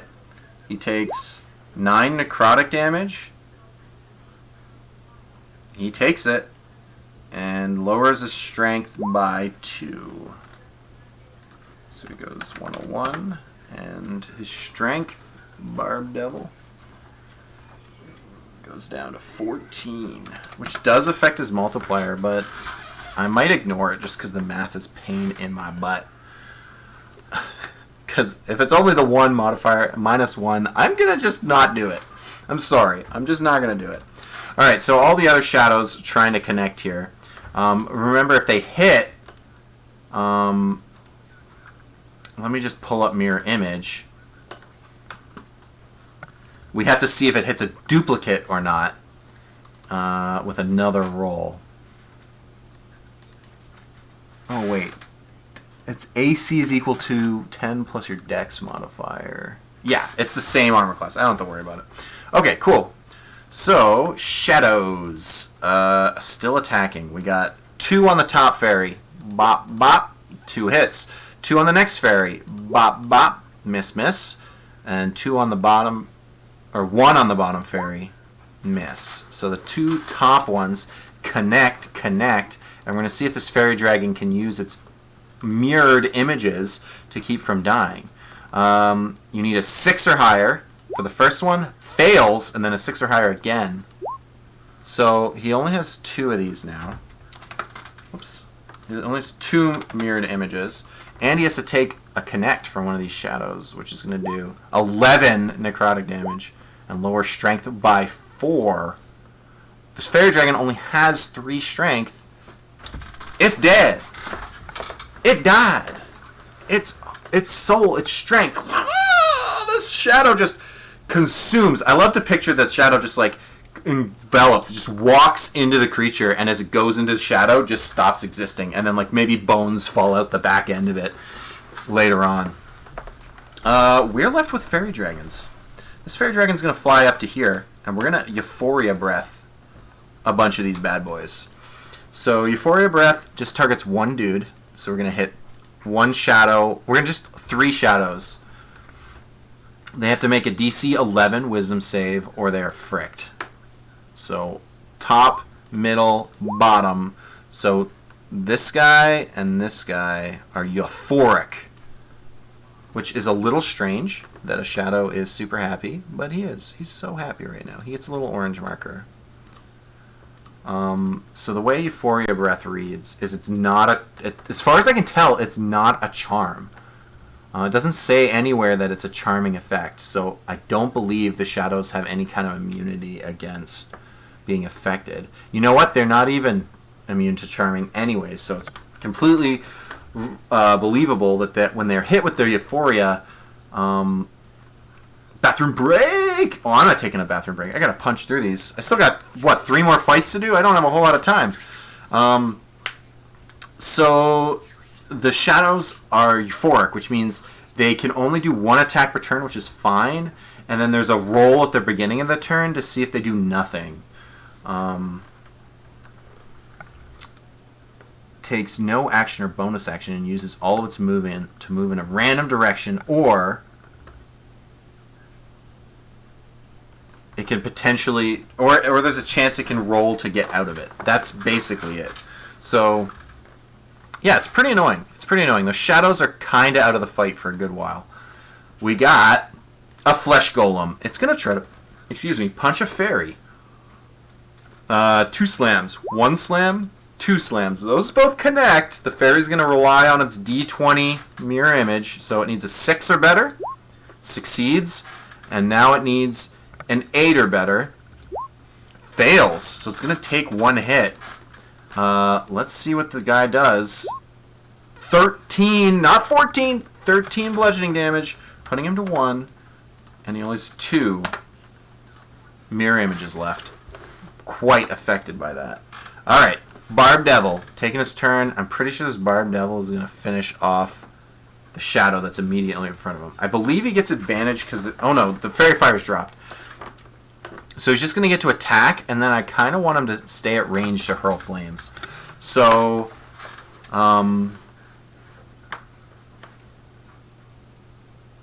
yeah, I guess he has to attack, which is, this is not the way I want to do it, but, I mean, I could hurl flames at disadvantage, I guess. Whatever. We'll just try to, I guess we have to waste a turn attacking the shadow. Claw, claw, tail. Claw, tail. I believe 14s connect. Yeah, so we're not even going to do the math on the damage. It's just dead. And it's not going to go get into melee combat, because the idea is that the fairies are distracting, and it's going to try to throw fireballs. That's the plan. Alright, we're down to the drow. The drow are going to move up, and they're going to fire crossbow shots. We'll just do 1 at each fairy dragon in an attempt to use their extra mirror images. So, top fairy, Middle fairy, bottom fairy. The middle fairy got hit. Middle fairy's got 2 left, so it needs an 8+ on the d20. We'll just roll it here. It manages it, so it survives. It does not take the crossbow. One of the mirror images takes the crossbow bolt. All right, shadow time. We got 2 euphoric shadows. Top one has a chance to break out. The second one does not. The second one just doesn't do anything, and actually, I believe, moves in random direction, which I don't really want to. I guess it like moves over here. We'll say. Well, how do I want to do a direction? I don't know. I'm gonna say it like does something weird and like moves. I'm gonna 50-50 it. 50-50 move away. 1-2 it moves towards. Okay, so it moves back in a random direction. Causes an opportunity attack by the fairy dragon, but the fairy dragon can at most do 1 point of damage. I guess it could crit. Did not crit. So it actually halves to do no damage, so it's not a whole lot of point to that. But the other shadow gets to try to break out of the effect with a wisdom save. Fails it. Still euphoric. Okay. The other 3 shadows get to do their attacks, so we'll just do that. Top, middle, bottom. The middle connected. I don't know why I rolled damage. It's going to kill it unless the fairy dragon gets a mirror image save. It needs an 11 or better. It does. It's out of mirror images, though. Still alive. Still kicking. Alright, fairy dragons. Do they get their breath weapons back? We'll just roll 3 dice and we'll go top, middle, bottom. No, none of them get their breath weapon back. They have to rely on their melee, which I'm going to ignore because it can't do anything. I don't care. Yeah, critical attack could potentially do 1 point of damage. I'm just not going to do it. It's a waste of my time. It's not going to matter to the fight, and it's going to take a while. So we got the flesh golem. He's going to do 1 slam attack. Connects. I don't have to roll damage. That guy's dead. He's going to move up and do a 2nd slam attack. Connects. That fairy needs a 6 or better. Oh, baby. Just barely. So, attacks one of the mirror images. Still kicking. Barbed Devil. Throwing fire. Spitting fire. This hot barbed devil. And it's going to throw that fire at the fleshy golem. He's going to try to get rid of this fleshy golem. So, 2 of these. He can back up a little bit. I'm not going to back him up a lot. First attack. Second attack. Both of those connect. I feel like maybe I should have slowed down that roll, but that's fine. I'm going to do it anyways. Fire damage. Fire damage. That's 23 fire damage to the flesh golem. It is not vulnerable to fire. It just gives him... he just has an aversion to fire. He has disadvantage on his attack rolls for a turn as he takes the 23 damage and goes to 70. So I have to remember that. The Drow, they will try to shoot down these fairy dragons again, just to put them out of their misery. So we're just gonna put them all on the top dragon right now. And if the dragon dies, then we'll switch. But I think we'll just pop, pop, pop. 1, 2, 3. It hit once. Fairy dragon, try to get out of the way. Needed an 8 or better, so it did. But it took down one of the mirror images. Shadow time. 2 d6s to see what they do. They both just stand there euphoric. Totally euphoric. Can't do anything. The other 3 can do stuff. So we're going to have 1 attack the top one. Let's go, shadows. Attack. Miss. 2 on the bottom. 1 of them connects. He needs that sweet, sweet D6 better. 6 or better. Critical. Not that that matters. Mirror image down. Alright, fleshy golem. It's your turn. He has disadvantage on his 2 attacks here, but he's going to put them through anyways. Disadvantage, disadvantage. The 1 still connects for potentially 12 points of damage. He needs an 11 or better. Manages it. He's out of mirror images, though. Alright, Barbed Devil. Throwing that hot fire. Boom, boom. At the flesh golem. Kaplow. Kaplow. Yeah, I think those are both misses. No! A 9 connects. So one of them does hit.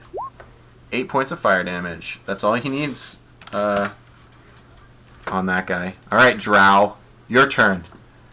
They're going to try to kill that first fairy dragon. Let's see if they can do it. Connects. 5 points. Another 8. That's 13. Goes to 1. 1 point of damage. Oh, you know what? The fairy dragons have been missing their turn. I deleted the one that was holding their initiative. So I'm going to give them a turn right now. And then I'm going to put them, like, here. Because they were after the 20. And they missed a whole turn. So we're going to see if they get their Euphoria Breaths back. They both do. They're both going to fire their Euphoria on the shadows that are in front of them. It's a 1 minute. The gas affects them for 1 whole minute. So, shadows. Wisdom. Top one. Bottom one. They both pass. Doesn't matter. Alright, on their next turn, we might have some more of that. Alright, shadows. 2d6 to try to get out of the Euphoria. One of them, the first one, gets a chance. Wisdom save. Makes it. He is no longer euphoric. Busted out of that whole nonsense. But that takes his turn. So, the other 3 get to attack. Top one, attack. Misses. Bottom 2, both connect. We got mirror images. Let's see. Needs an 8? No. Needs another 8? Saves 1. So 1 shadow gets through. For 7 necrotic damage. 4 strength. This 4 strength is what matters. They don't have enough. They die. This one's still kicking. I think we have almost seen the end of this fight here. Euphoric breath from this dragon. Does it get it back? That's the question. Yes. It's gonna blow its euphoric breath. It's gonna go after the flesh golem. Wisdom save. Works. We have a euphoric golem. Seems good. So the euphoric golem. Does he get a turn? When he's hit with fire, his ability checks are at disadvantage. So he actually has to... yeah, he's just going to, like, run around and not do anything. He's just, like, having a good time. He's happy as a clam. Not doing anything. Alright, fireballs. Fireball. We're going to do 2 attacks on that golem. Fa-pump. Fa-pump. Those both connect. A total of 21 points of damage. The flesh golem does like a weird enraging thing if it dies or if it's almost dead. If it goes under 40, I should say. All right, Drow. 1, 2, 3 misses all of them. Okay, shadows. This one does it break out? Needs a D6. Has a chance. Wisdom save. Succeeds. Euphoria is done. It only needs a DC 11, but that's its turn. Okay, so 2 of these guys are going to move up. So 2 shadows on this dragon. First one connects. The dragon's dead. Second one gets to pull up. So we got 3 on the demon now. 1, 2, 3, a 5. Let's see, do 12s hit? No, they don't. That's it. Golem, D6. No, he just dicks around doing nothing. Demon. Demon's going to try to defend himself. He's going to try to attack the shadows. He's going to attack. He's going to do a claw. That connects. Tail. Tail. All connecting. First hit, halves, 4 points of damage. Second hit, 6 points total. And another 6. So 12 damage to the shadow. Putting it to 4. Big deal. Big deal, but not really that good. This is still a huge pile of dudes. I have a feeling we can call this very shortly. I'm going to do one more round just to see if we can drain all the strength out of this guy in one epic attack. So the Drow, 3 shots. 1, 2, 3. I think the 15 connects. It does. That's 2 hits. 1, 2. It's a total of 12 points of damage, but it's resistant, so it's only going to take 6. In addition to that, it needs to make a con save or be poisoned for an hour. I'm going to ignore that. That's fine. Shadows. Pile in. 5 shadows. It's so many shadows. 1, 2, 3, 4, 5. That is 3 connects. 1, 2, 3. Necrotic damage. Doesn't even get resistance against it. Takes 28 points of damage.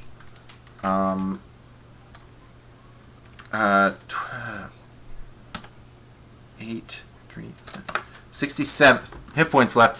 3 drains. 1, 2, 3. Drains for 9 points of strength. I'm sorry. That's going to be it, my friends, because when it has no strength, it can't do any damage. I'm sorry. 5 shadows. It's going to kill it. 5 shadows. Too strong. We saw it here, guys. We have a winner.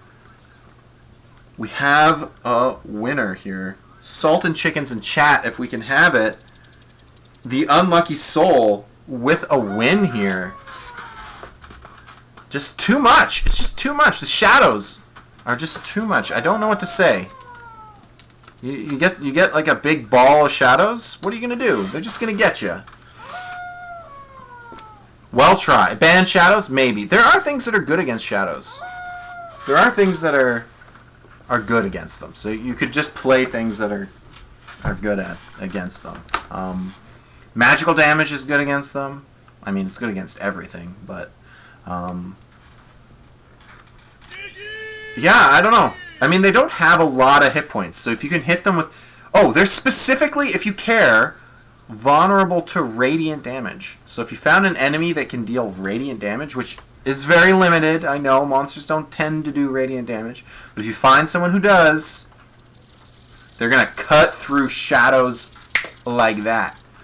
They're going to definitely deal some damage to those shadows. Okay.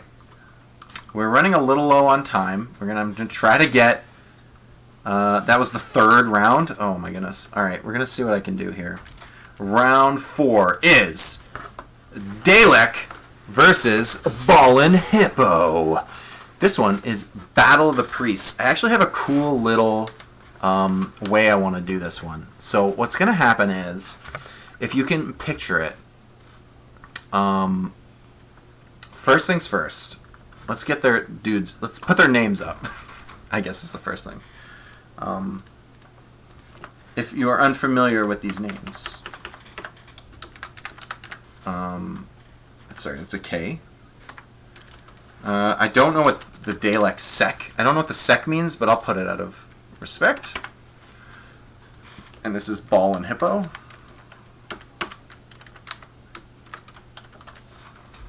Coming up, secondsies. So Ballin' Hippo, his team has 5 hobgoblins.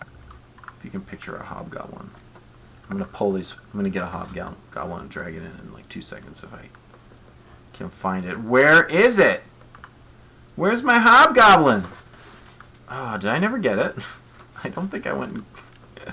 I swear I grabbed it. Oh no. Ah, it's too bad.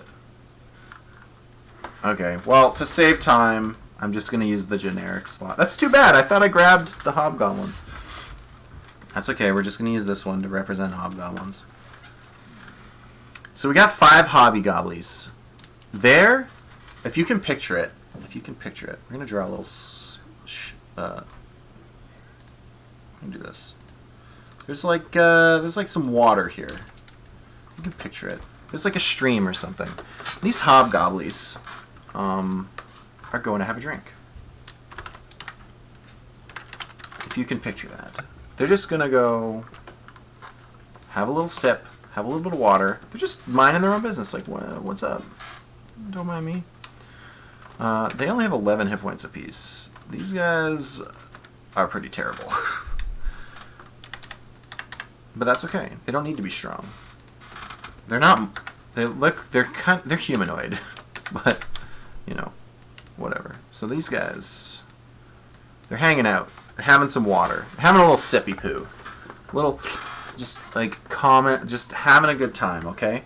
This is gonna be interesting because the enemies are gonna like show up at specific times. So, the hobgoblins having a drink here. just you know, doing their thing.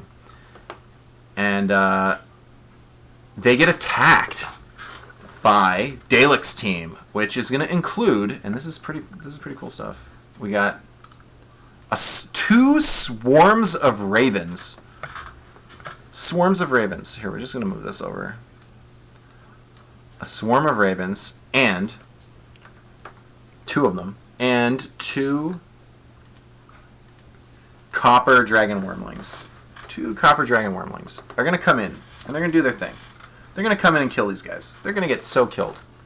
But there's more guys involved in this fight, and they're going to come in slowly. It's going to kind of fold into combat and tell a little bit of a story as this goes down. And I think this is going to be cool. So let me just pull up some of their stats real quick. I just need to have everything ready so that I can add their hit points. We got a copper dragon this time. Copper, I think, is fire. I think it shoots fire. No, it shoots acid. I was wrong. Apparently, we got two acid dragons. The black dragon and the copper dragon are both acid. They have 22 hit points. Not a whole lot. They're pretty weak. Some of these dragons... Oh, that's because they're only challenge rating 1. They're actually like a much weaker dragon. Got that 22 hit points. We all know it. We all love it. Oh, but we're getting a little different with the swarm of ravens. 24 hit points. What? Alright, so we got two swarms of ravens. There are more dudes, okay? But this is what's going to happen. We're going to have these guys come in and kind of like attack the hobgoblins, okay? There's more dudes, don't worry. Because you're looking at it, you're like, this can't be fair. Don't worry, we're going to get to it. I think this is just going to make it for a cool fight. And I apologize if this gives one side an advantage over the other, but I just think that the way that they've decided to play their teams here, I just feel like this is going to work out to tell this cool little story. And I think you guys are going to like it. So, first off, we got the hobgoblins initiative. That's fine, I'll just get rid of this one. Yeah, actually, I'll just do it that way. I'm so stupid sometimes. Initiative. There we go. Initiative for the copper dragons. Okay. It's tied between these two. Thanks. 1 and a 2, it's the hobgoblins. Nope.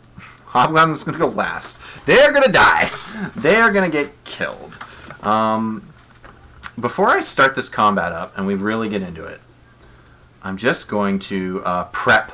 I just want to prep the other guys' stats real quick. You guys won't see it, but I just want to get it ready on my side of the thing, just so that I can hopefully make this. What is going on? Oh, because it's I know what's going on. I know what's going on. There we go. Yay! You guys are like, I can't see it. Show me. You'll see. It's okay. Oh, I already had that one already. Whatever.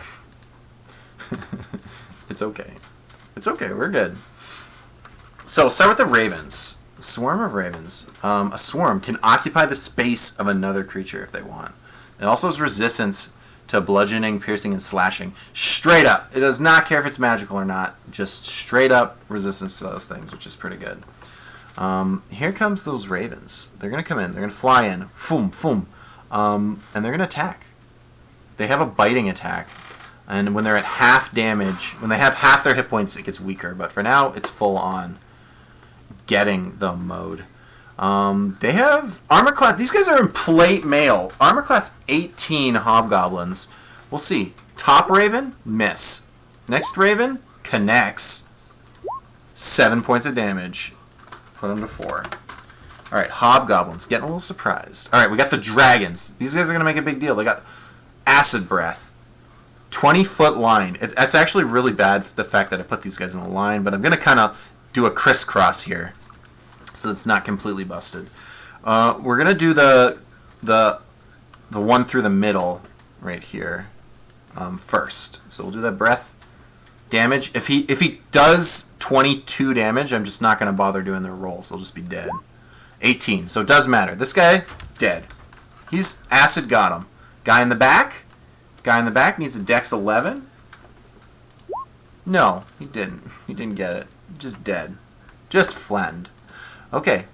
Other dragon, breath weapon. You're thinking, wow, it's going to wipe out the whole team. Yeah, but he's killing crappy dudes, and then their breath weapons are wasted for a bit. Potentially they don't recharge. Acid breath, 18 damage. 3 hobgoblins are going to go top to bottom. 1, 2, 3. Just the bottom one lives at 2 hit points.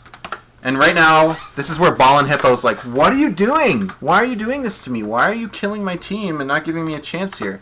Well, it's coming. Don't worry. Don't worry. Things are going to get exciting. They're going to get good. So this one hobgoblin, you know what? I didn't even read their commands. Let me just do that real quick. I'm sorry. Let's go back. Let's go back in time. Dalek Sec, his command words were, spellcasters first, focus weak, heal guard. Well, that's what he's doing. Clearly. That's okay. What did the other team say? What did Ballin' Hippo said? His command words were, I can't actually tell you because it spoils what's about to happen. So we'll say in 1 second we'll tell you what's about to happen. This one set of hobby gobblies, he gets to fight back. He gets to attack with his longsword against the dragon. He misses. It's so sad. So, what are we waiting for? All this over a little bit of water. So his command words are, priests ride manticores up. Hobgoblins charge. Yes, that's right. He gave me 2 manticores. And I've allowed this because I think it's badass. And honestly, I think the rules are kind of fuzzy and I think you can get away with it. 2 manticores fly in, and each one has a priest riding on top of the manticore. A priest, a human priest, is riding on the back. And these priests are pretty good. They have a bunch of spells, healing spells included. They can cast Spiritual Weapon, which is actually pretty crazy that there's going to be 2 spiritual weapons very soon. Hit point totals kind of lackluster. They only have 27 hit points apiece. But they got a ton of spells. Tons of spells. Manticores. They got a bunch of hit points. They got 68. 68 hit points. And, yes, I know what you're thinking. Did he prepare the rules for handling mounted combat? Yes, I do. I have them here, and I can see them. Basically, you're good. You just run them being on the same space up to a point. Now, the other cool thing is this is the first large enemy that I've had. I didn't have a large enemy yet. So the manticores are with the hobgoblins, and they're just like, whoa, what? They ride in like knights on shining armor. And I'm going to roll their initiative and just add it in there. We're going to... How did this work? That guy went... What? How did this happen? This is the order. This is the order it was supposed to be. Let's add them to the initiative for the top of this one. So we got the manticores. They're slow. And then the priests rolling a 0. They're faster. Okay. So we're going to do this real quick. I forget what the hobgoblins had. I don't think it was much. I think they're... Oh, no. It was a 12, actually. And they tied, and I had to roll for it. That's okay. It's okay. So they're slow. They're going to show up. But this is a big deal. Like, you might be thinking, wow, he just threw away all his hobgoblins. But breath weapons are super good against rider combos like this, because it hits them both. So there's a chance that they won't have their breath weapon here. It may have gave them an advantage. But, because of the way initiative has worked here, I'm still going to... do I want to give them their turn? I'm going to 50-50 it, if I want to give them their turn at the bottom of the order. Or, yeah, I'll 50... it's so strong, though. I'm going to say just the manticores get their turn and not the priests on top. That's still very powerful. I'm going to have this manicore get all the way up into this business right here. And this manicore is going to come all the way down here. And we're going to see what happens. What's everyone thinking? Is this crazy? Is this surprising? Oh, you're trying to message me? How does it reach so far? I thought only 20 feet range. 20 feet? Is that not 20 feet? Well, maybe it wouldn't have hit one of them. I'm not going to worry about it too much. Maybe he angled it. He was like in the air. He might have one more Hobgoblin. One more Hobgoblin? I'm not going to give him one more Hobgoblin. I don't care that much. I'm not going to go back and fix one Hobgoblin. It's okay. It's okay. You have a way out. Yeah, that one Hobgoblin would have made the difference. Definitely. 100%. Oh my goodness. That's fine. That's fine. We want to put a Hobgoblin here. Let's put a Hobgoblin right there. That's fine. Manticore. Getting wow, he's a lot of attacks. I'm only going to let one of them attack, and then I'm going to go to regular turns. I'm going to have him, the top one get to attack, because these Manticores are strong. Manticore is strong. Also, after the Manticore, we're going to have one more cool thing happen. So Manticore's going to attack. He's going to get a bite. 2 claws. I think 2 of those hit, yeah. So we're going to do some damage, reduce it to half, so only 6. 18 points on those crows. That's not bad. That's not bad. And there's nothing else that it does. It's not doing any, like, weirdness. It can also do range attacks with its tail. That's pretty nasty. Okay, so one more thing, though. You might be thinking, oh, well, you know, I think I got this under control. I can handle these crows. I can handle these dragons. Wait a second. I called it Battle of the Priests for a minute, or for a reason. There is one more enemy involved. There is a Kuatao priest, archpriest, hanging out in the water. Just hanging out in the water. Just having a good old amphibious swim, and pops out. Splash, splash. And this guy, he's the big old dude. He's the big dude. He's the challenge rating guy. He has all the challenge rating here. He's going to be the big deal. So we're going to throw him on top, and then we'll start it at the beginning. But he's in there. He's only medium. He's a humanoid. He's got some hit points. He's got 97 hit points. Here we go. 97. He's in the water. He's splashing about. He has a bunch of spells. And so that's what he meant by healing. Because there's some potential healing there with this guy. He knows Spirit Guardians. He knows Mass Cure Wounds. There's some nasty spells potentially. So we'll see what happens. Now that the beginning has played out, the first round was kind of a bit of a story. It was kind of interesting. We killed a Hobgoblin, got him back again. He's actually only at 2 hit points then, I guess. No, he didn't get hit at all. So that's fine. We had some Hobgoblins die. And now we're going to get into it for real. The real meat of this fight is about to happen. So we got the Swarm of Ravens, right? They're going to attack the Manticores. I'm going to say, I guess you could choose. I'm going to say the Swarm of Ravens because of the way they work as a swarm are going to attack the priests. Because they can fly into the space and actually hit the priest, even though that's riding on something. So that's what I'm going to rule it as. I'm going to say, because it's more cool that way if you split things up and you do things in a fashion. When this fight happens against somebody else, they're not going to be able to do that. They're going to have to fight the Manticore because it's so big. But in this situation, the Swarm has that special ability. Let's take advantage of it and have something cool happen. So, here we go. We got the top one attacking. Priests. Priests got armor 13. Not a lot. Top crows, bottom crows. Bottom crows connect. 8 points of piercing damage. That's a big deal. I'm going to put this priest down to 19. What? Okay. The Manticores are still very strong, though. I think that's going to be a big deal. Alright, so we got the 2 dragons now. The 2 copper dragons. We're going to see if they get their breath weapons back. The top ones first. No, neither of them get it back. So they have to rely on their bite attacks. So what we're going to do is we're going to have them try to finish off the Hobgoblins. Just makes sense. Let's try to kill them. So we're going to do the top dragon, bite. Connects through the plate mail. Second dragon bite misses. So top damage, 4 points of slashing. Hey, that guy's relevant. We got him back. Such a big deal. All right, Hobgoblins. They're going to try to fight the dragons at this point. They're going to try to fight back. Longsword. Top Hobgoblin bottom hobgoblin. Top one definitely hits. Slashing damage. Yeah, we'll say it two-handed it. 6 points. 6 points of slashing damage. Priests. The priests are up. They could try to save the hobgoblins. I don't think that makes sense. Look at all the spells priests got. I'm going to just look at you guys. I bet you guys are yelling at me to do other things, aren't you? Manticores really should range. Manticores really should range.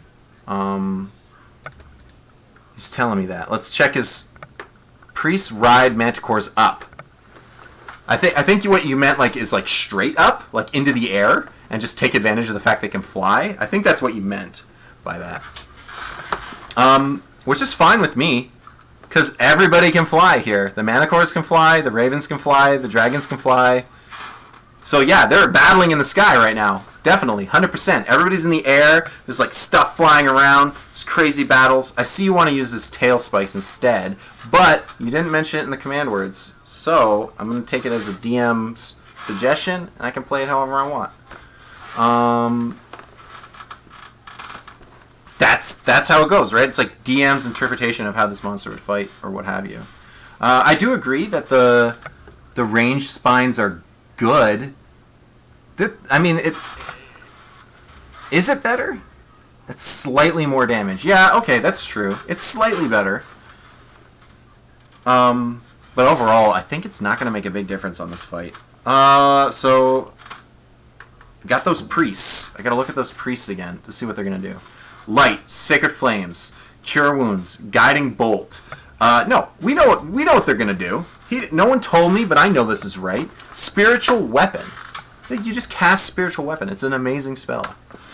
So, here's my Spiritual Weapon. Let me just make it a little bigger. Got 2 Spiritual Weapons. Blop, blop. Let's go to town. Spiritual Weapons, I believe immediately get to start swinging out, right? Yeah, totally. On a hit, the target takes 4... Okay, it's a melee spell attack against a target creature. Melee spell attack for the priest would be... magically deal radiant damage. Wow, priest can do radiant damage? So he can do Holy Smite if he wants. But we're not doing that. We're going to do Spiritual Weapon. It's so good. So Spiritual Weapon... maybe you're like, I want to do Spirit Guardians. Well, we're not doing Spirit Guardians this turn. We're doing Spiritual Weapon first. On a hit, the target takes force damage. Okay, but what's the to hit? I guess it's a +3. It's their Wisdom. So I'm just going to roll their Wisdom save as their to hit. It's fine. It's going to look weird in the chat, but you can figure it out. So the top Spiritual Weapon, the bottom Spiritual Weapon. Top Spiritual Weapon, I believe, connects, which is the hurt Ravens anyways. And the Spiritual Weapon does force damage plus your spell modifier. So D8 plus 3. We'll just add 3 to this. 6 points of radiant damage. That puts it under half, I believe. Let me just double check. Yeah. So that's a big deal. Now that it's at half, it's going to be less functional. Alright. Big buddy boy. We got the big old healing priesty. The thing is, the priest cannot heal the ravens. That's something very important here. I think it's a little strange. He got swarms of ravens, but you can't heal them. And then he's like, heal with this guy, and I'm like, okay. We'll try. We'll see what we can do. I can heal the dragons, that's for sure. I cannot heal the ravens as they die and fall to the ground and the swarm gets smaller. He has Spirit Guardians. He also has Spiritual Weapon. Yeah, I think he's just gonna summon a Spiritual Weapon and we're gonna battle the priests. Can he do anything else? He has a Scepter that does lightning damage. That's crazy. I would like some of that, please. But he can't do it yet. So he'll stay in the water. He'll summon yet another Spiritual Weapon. We're gonna plop it right here. And we're gonna attack that guy. So we're gonna do his Wisdom save to hit. No, misses. But you know, Spiritual Weapon does not take concentrations. You just get to have it. You just get it. It's just an extra thing you get. Mana cores. Alright. We got one mana core attacking these ravens. This mana core attacking this dragon.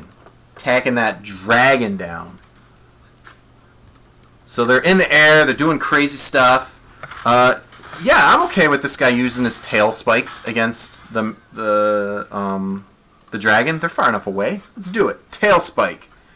One tail spike, two tail spike, three tail spike. None of those hit. You need what is it? 16. Alright. The bottom guy, he's gonna just go claw, tail, tail on that dragon. He's gonna go after that dragon hard.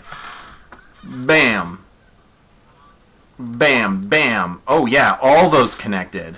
Boom, boom, boom. That's a total of 15 points of damage to this guy. He's at 7. He's hurting. Alright, we're back at the top of the order now. Ravens doing their thing. They're attacking the priests, right? But this one's does less damage. The top one does less damage. So we're going to do the first attack, top attack, bottom attack. Both those hit.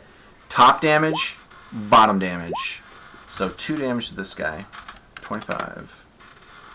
8 damage. Ooh, he's considering a heal spell now. That's what he's considering. Alright, dragons. Top first. Do they get their things back? The top dragon gets his breath weapon back. He's going to ignore this hobgoblin. He's going to get up into the air. I'm going to give the hobgoblin an attack of opportunity, because I'm going to say he flies up to meet in the air. The battle is in the air, so he has to. The little stupid hobgoblin needs to fly up into the air away to get this sweet breath weapon attack off. So when he does that, the hobgoblin is going to get one longsword swing. It's going to miss. Not relevant. As he gets up in line, he's going to fire that breath weapon, and it will hit the priest and the manticore because it's riding it. Double check how you get knocked off of things.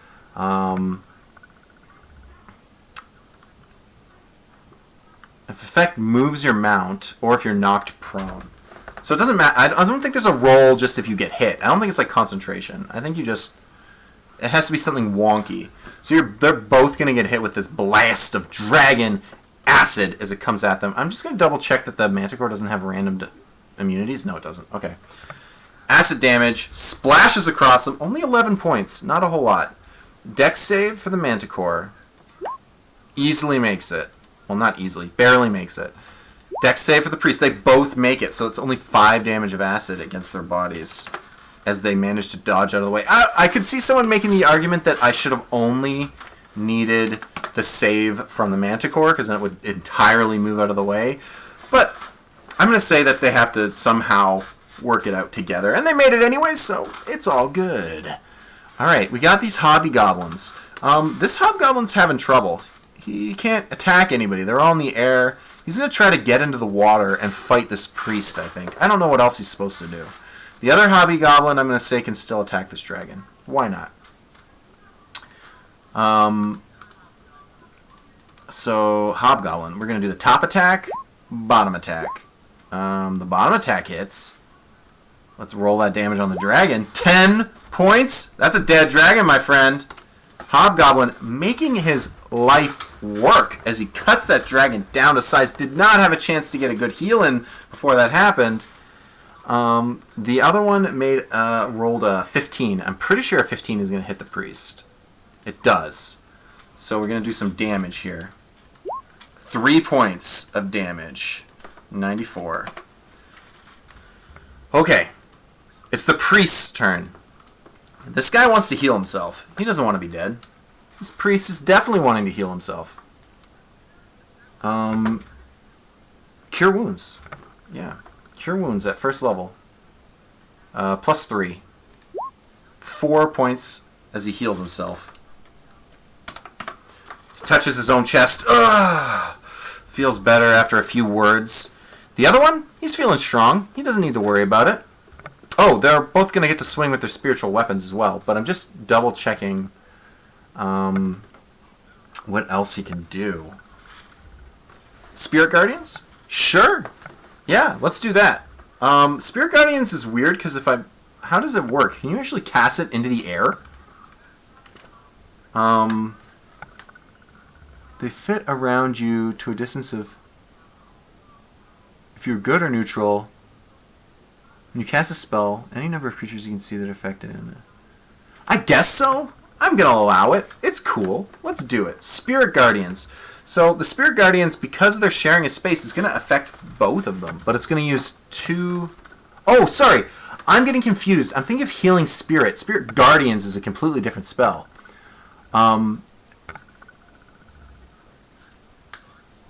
Affected creature's speed is halved. When the creature enters the area for the first time or on a turn, it starts its turn there. It must make a wisdom save or take a bunch of radiant damage. So,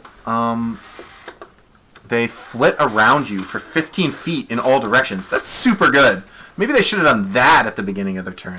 Okay, so Spirit Guardians. Now, channeling Spirit Guardians around the Manticore, around the Priest.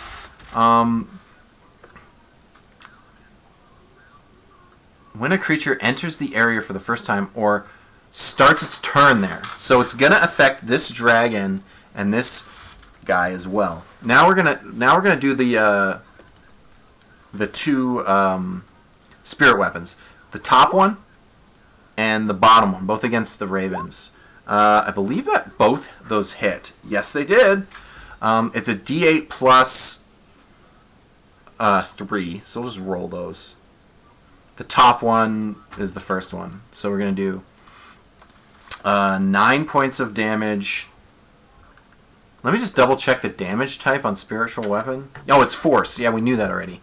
Okay, so it's 9 damage to these crows, putting them to 3. And then 8 damage to these guys, putting them to 16. Next turn. Alright, it's the weird Archpriest, which I'm guessing I'm playing wrong, because there's a lot of stuff this guy can do.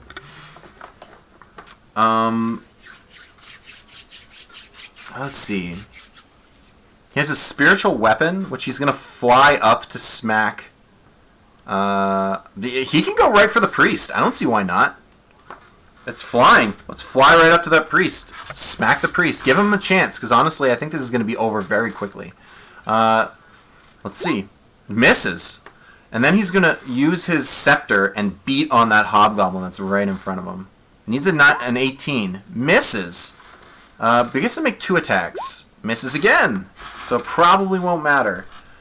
Manticore's turn. Yeah, I mean, this is super over already. I don't have much left to do here, other than to say that, that it's over. The Manticore is going to get some final swings in before we end it. We're going to fight that dragon, so we're going to do Bite, Claw, Claw, Connect, Connect, for a total of 14 points of damage, leaving it at 2. And then it's going to take damage at the beginning of its turn from Spiritual Weapon, or from the spirits that are fluttering around our priest here. So the crows need to make a save for Spirit Guardians. They need to make a Wisdom 13. Or it might be more than that, actually. I'm just going to say 13. I'm just going to say 13 just so we can get through this. It might be more. This is the ravens. It makes it, but I think it still takes damage, doesn't it? How does that work?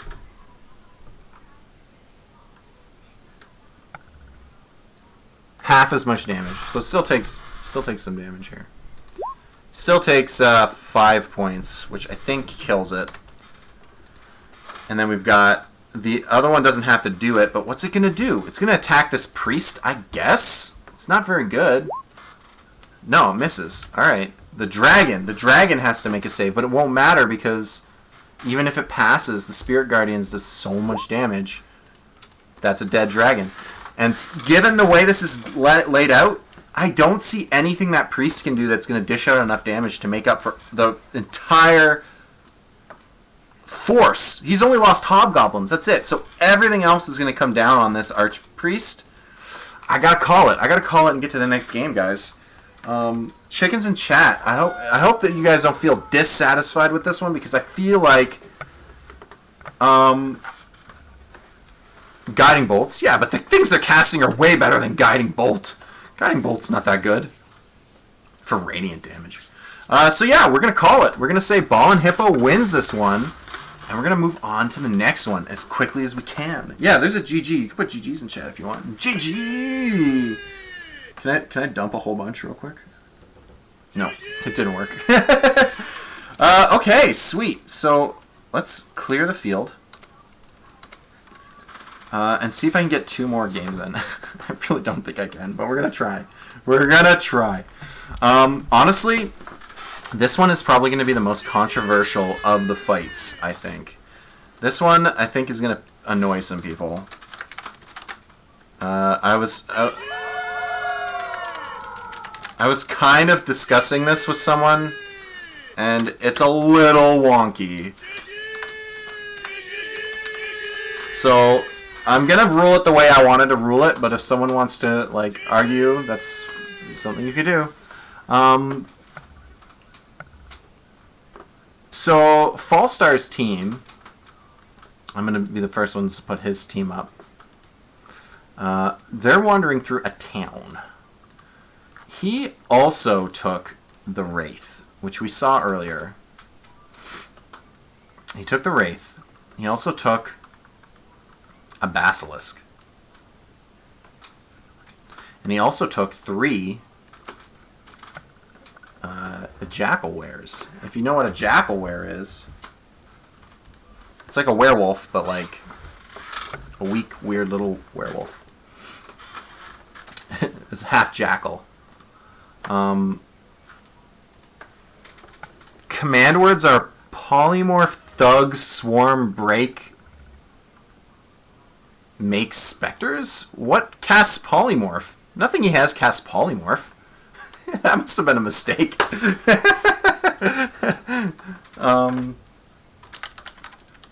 You can't. Maybe I left that there from something. That might be on me. Maybe that was maybe I left that from like a previous typing or something because it doesn't make any sense. Basilisk. How do you spell basilisk? Oh, with an I. That's what I was doing wrong. Okay, and then to get the other team prepped, I need...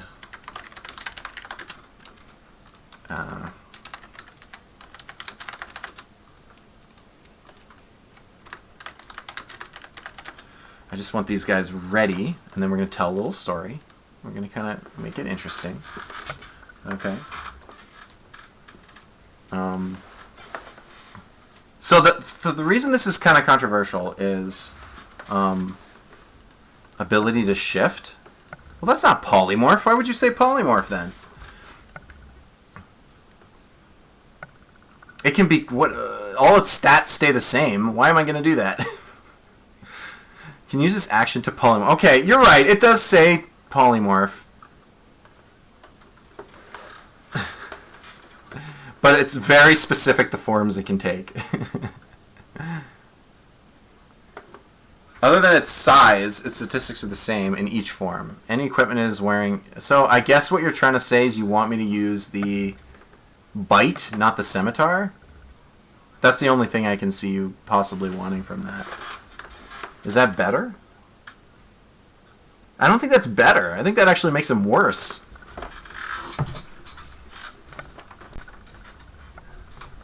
I don't know. I'm going to have him just be a Jackalware that attacks people with his sword. That's fine. I don't see the point. The reason this is controversial is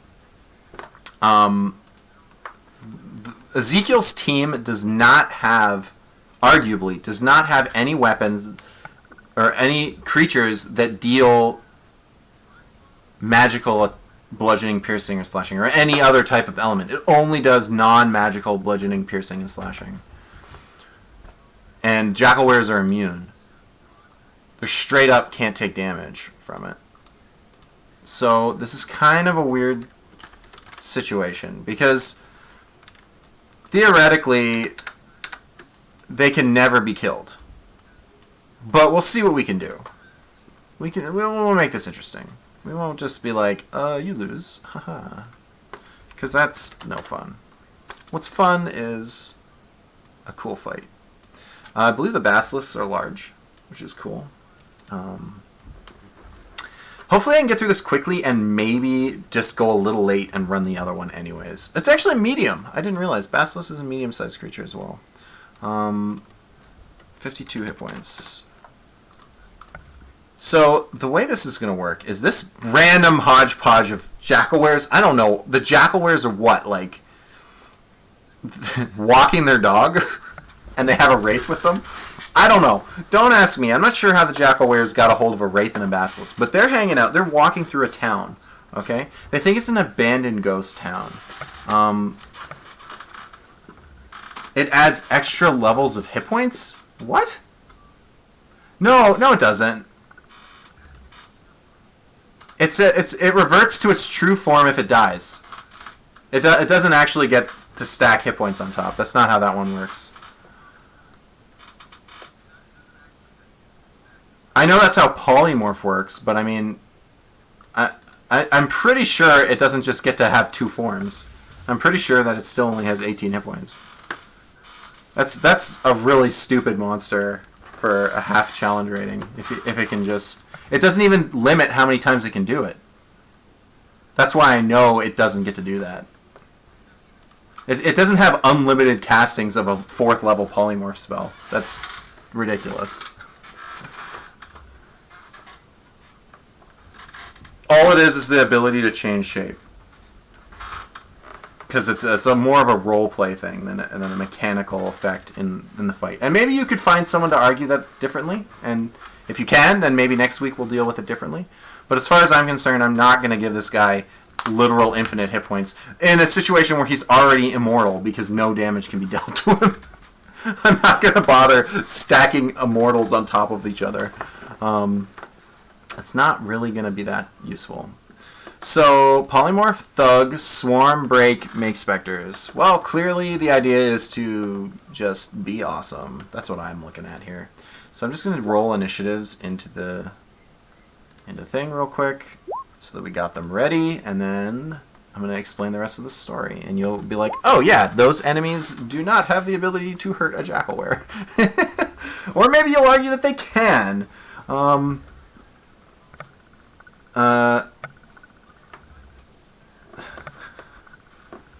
Yeah, it's just too much. It's just too much. I get why you would think that, because I don't know why they worded it as saying it's polymorph. I don't know why they did that. That's silly. There are other monsters that have shape-shifting abilities, and they just tell you that they shape change. They don't tell you that it's as if it's the spell polymorph.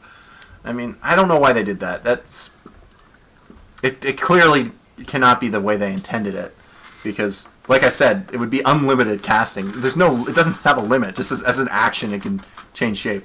It also doesn't make sense from a thematical standpoint. Like I turn into a werewolf, and then I get attacked a lot, and then I shapeshift back into a human, and then turn back into a werewolf again. I don't know. But again, it's probably not going to matter a whole lot because, like I said, So the way this story works is they're walking through a ghost town, right? And they wander into what did I put down? I forget what I put. They wander into, it's nighttime, a little rain, and they wander inside because they see some lights on. It's a tinkerer's workshop. And they get into the middle of this workshop, and they're like, all right, guys, we're just going to chill. I don't know why the Wraith needs to chill. Maybe it's caught under some kind of spell or something. Jackalwares are deciding to take a rest. And that's when the room attacks them. So I'm going to have them be surrounded by the things that are attacking, which is... Dun dun dun dun dun. What did Ezekiel choose? Ezekiel chose 4 flying swords. Dun dun dun dun dun. Dun dun dun dun dun. 2 animated armors. Dun dun dun dun dun. Dun dun dun dun dun. And 2 helmed horrors. Where did I put them? Don't tell me I didn't do it. Ah, no, they're cool looking. I want them. A, B, C, D, E, F, G, H. What? Don't tell me I didn't get the helmed horrors. I know I saved it. I didn't make a token for it. Give me 1 second. We're going to do this. Token stamp 2. We're going to make the token. It's too cool. I want this guy to be up there. I feel bad. So we're going to just make the token real quick. So this is how I make my tokens. It's really actually quite easy to do. Whoop. Download. Then we go back to my token. I have a tokens folder, and I just drop it in. And then rename it.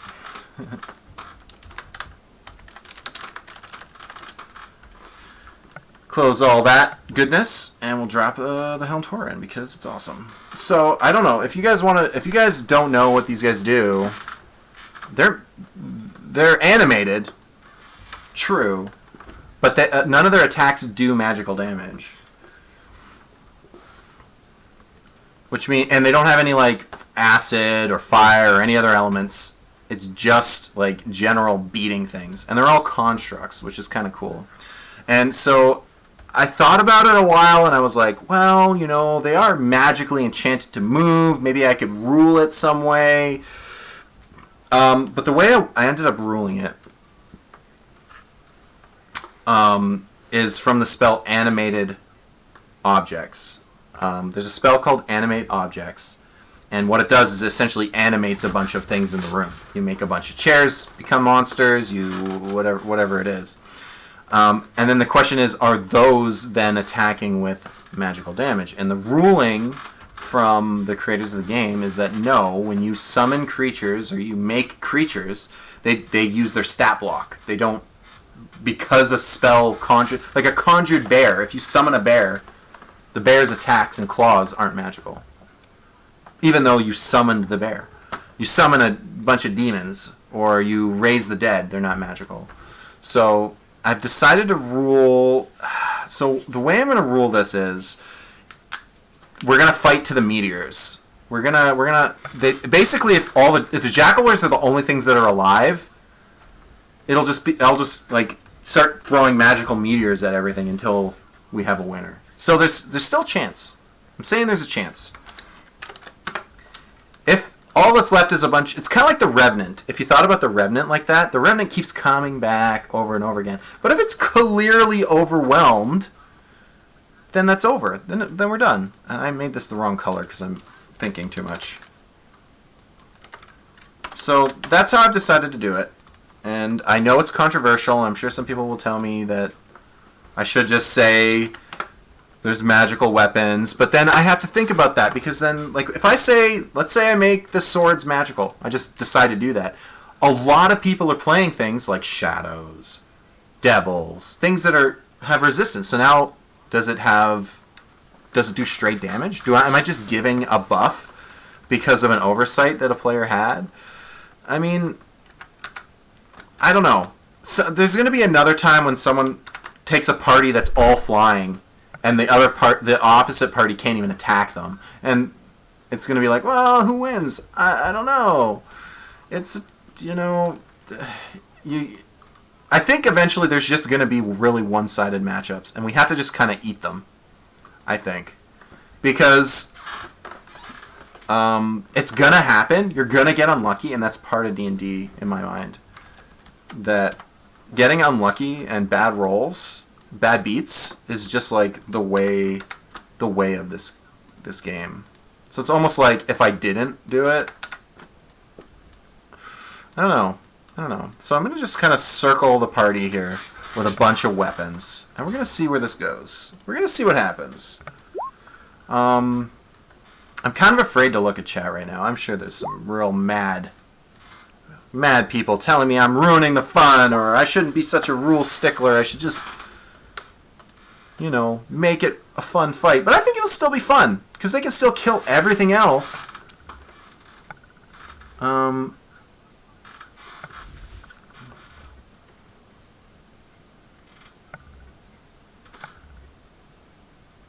Yeah, like that. It's true. If you were the Manticores and the other team literally had no range, no fighting, I wouldn't be like, oh, well, I'll just say they have bows or something. Like, no, I'm sorry. You had a hole, a gap in your team, and there's 11 other players you could have been matched with, and you got unlucky. And you just got to go, oh, bad beats, I'll play the next time, But we're going to try. No one cares, LOL. No one cares. No one cares. I care. I care a little bit. Hurts me. Hurts my feelings. So, Jackalwares up front. They're not that strong, honestly. The Jackalwares are a relatively weak creature. The only thing is they have that weird damage immunity. And the only thing that's gonna I'm probably gonna annoy people a little bit more with this ruling is that animated equipment is also really stupid. So the question is, at what point does it realize it's not hurting the thing it's attacking and actually decides to go fight something else? So we're gonna have some like DC 10 rolls is what I'm gonna do, and they have a -5 to their roll, but that doesn't mean that they can't figure it out eventually and just ignore the Jackalwares. So we'll see what happens. We'll definitely figure this out. So we're gonna have this Jackalware go up, get some fight on. We're gonna have this one go up, get some fight on. They're all gonna cast Polymorph, and it's gonna be no, they're not. They're not gonna cast Polymorph. It takes their action. They wouldn't get to fight. It's not very good. Alright, so we got attacks. We got attack on a sword, attack on a helmed horror, attack on an armor. They all have crazy good AC. Let's keep that in mind. Flying sword, AC 17. Animated armor, AC 18. Helmed horror, AC 20. That's crazy. It's possible the Jackalwares just can't hit them. Like, it's just going to take them forever to beat through that. So let's just do some damage in there. Scimitar. On the sword. Miss. On the helmed horror, miss. On the armor at the very bottom of the screen, 18 does connect. It's AC 18. It does a total of 7 points of damage. It is not resistant in any way. It just takes the 7 points. So that's 26 hit points remaining. Alright, that's it. Flying swords. One flying sword is going to get in here at this basilisk. One's going to get in here on this wraith, and 2 are going to fight on this Jackalware fruitlessly. I'm not even going to roll them because it does 0 damage, but I'll give them a DC 10 intelligence to try to figure it out. They do not figure it out. They're going to continue to attack that Jackalware, and he's going to get hit. He's just going to be like, I'm immune, because I'm a piece of garbage. So we're going to have one of these longswords attack the basilisk. Attack. 22, that probably hits. Against the wraith. 22 also connects. So we'll do the damage to the basilisk, damage to the wraith. The basilisk will take the full 8 damage. And the wraith will take 2 points of damage because it is resistant. The armor. We're going to have one armor come bolting in it to this basilisk. And we're going to have one attacking DC 10 to figure it out. Nope. It's going to keep fighting on that Jackalware, doing nothing. But the other one gets to attack, slam, 2 melee attacks on the basilisk. 1, 2. Does a 14 hit the basilisk? It does not. 15 armor. Just barely misses out on that one. Alright, here's the big bad boys. The Helmed Horrors. These things have a flying speed. They are actually pretty crazy. They're also way smarter, so I feel like they're going to figure this out much quicker. We're going to have one on this basilisk, one on this Jackalware. It tries to attack the Jackalware, it's not going to work. It has 10 intelligence. DC 10, can it figure it out? It does. So I'm going to say all Helmed Horrors have figured out they can't hurt the Jackalwares. Now, they don't have a way to communicate that to the other random magical items, so I'm going to keep rolling for them as their turns come up. But he'll know for later to ignore the Jackalware and just kill the other 2 enemies. So, the one guy, he's got a longsword. He gets to make 2 longsword attacks against the basilisk. 1, 2. The second one connects. He's going to be one-handing it. I said they had AC 20, so they're using their shields. 9 points of damage. I'm pretty sure the basilisk has no weird immunities. Yeah, it doesn't. It just takes all the damage. 35. 9 points. The Wraith. The Wraith's got some crazy stuff it can do, I think. So it's going to just attack again. So the Wraith cannot make specters here. None of these enemies are humanoid. And everything's invulnerable to the Basilisk. Petrifying Gaze. On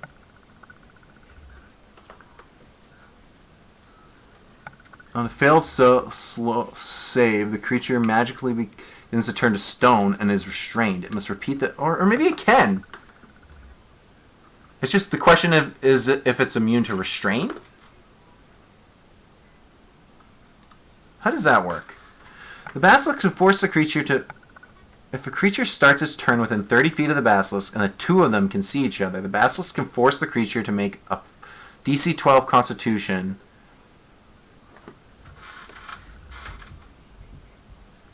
Honestly, I can't see why it can't turn them to stone. Unless someone has a good reason why they wouldn't be able to be affected.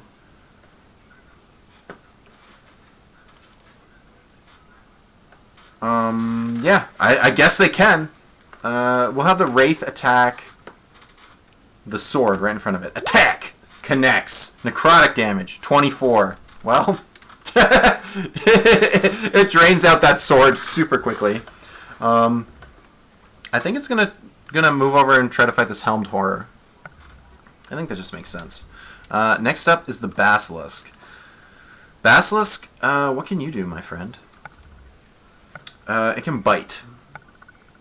If it looks at the basilisk in the meantime, it must immediately make... You know what? They are immune because they can't look. That's the cool part. So the sword and the animated armor have blind sight. They have no vision. They can't see the basilisk. But the Helmed Horrors can be affected by this. Oh no, they can't. They're immune to petrification.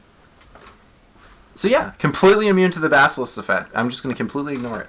So we have a weird situation where both teams have a large swath of their strategy just being neutralized by the choices of the other team. So it's going to start by trying to bite down this sword, I think. Let's do that. Bite. A 10. No. That's it. This basilisk is just going to chew a bunch of damage up and then be dead. Jackal wares. We got some jackal wares. We're going to do a cut on a sword at the top. That's a hit. A cut on the Helmed Horror. Miss. And a cut on the guy at the bottom. Miss. So just the top one. Hits a sword for 3 damage. 14. That flying sword's... I feel like we're going to have flying sword flashbacks from one member of our group here. So the flying swords. Are they smart enough to figure this out yet? Nope. One of them's still attacking the basilisk. Oh, I don't know why I rolled damage. A 5 misses. That's it for flying swords. Armor. Are they smart enough to figure this out? Nope. 0.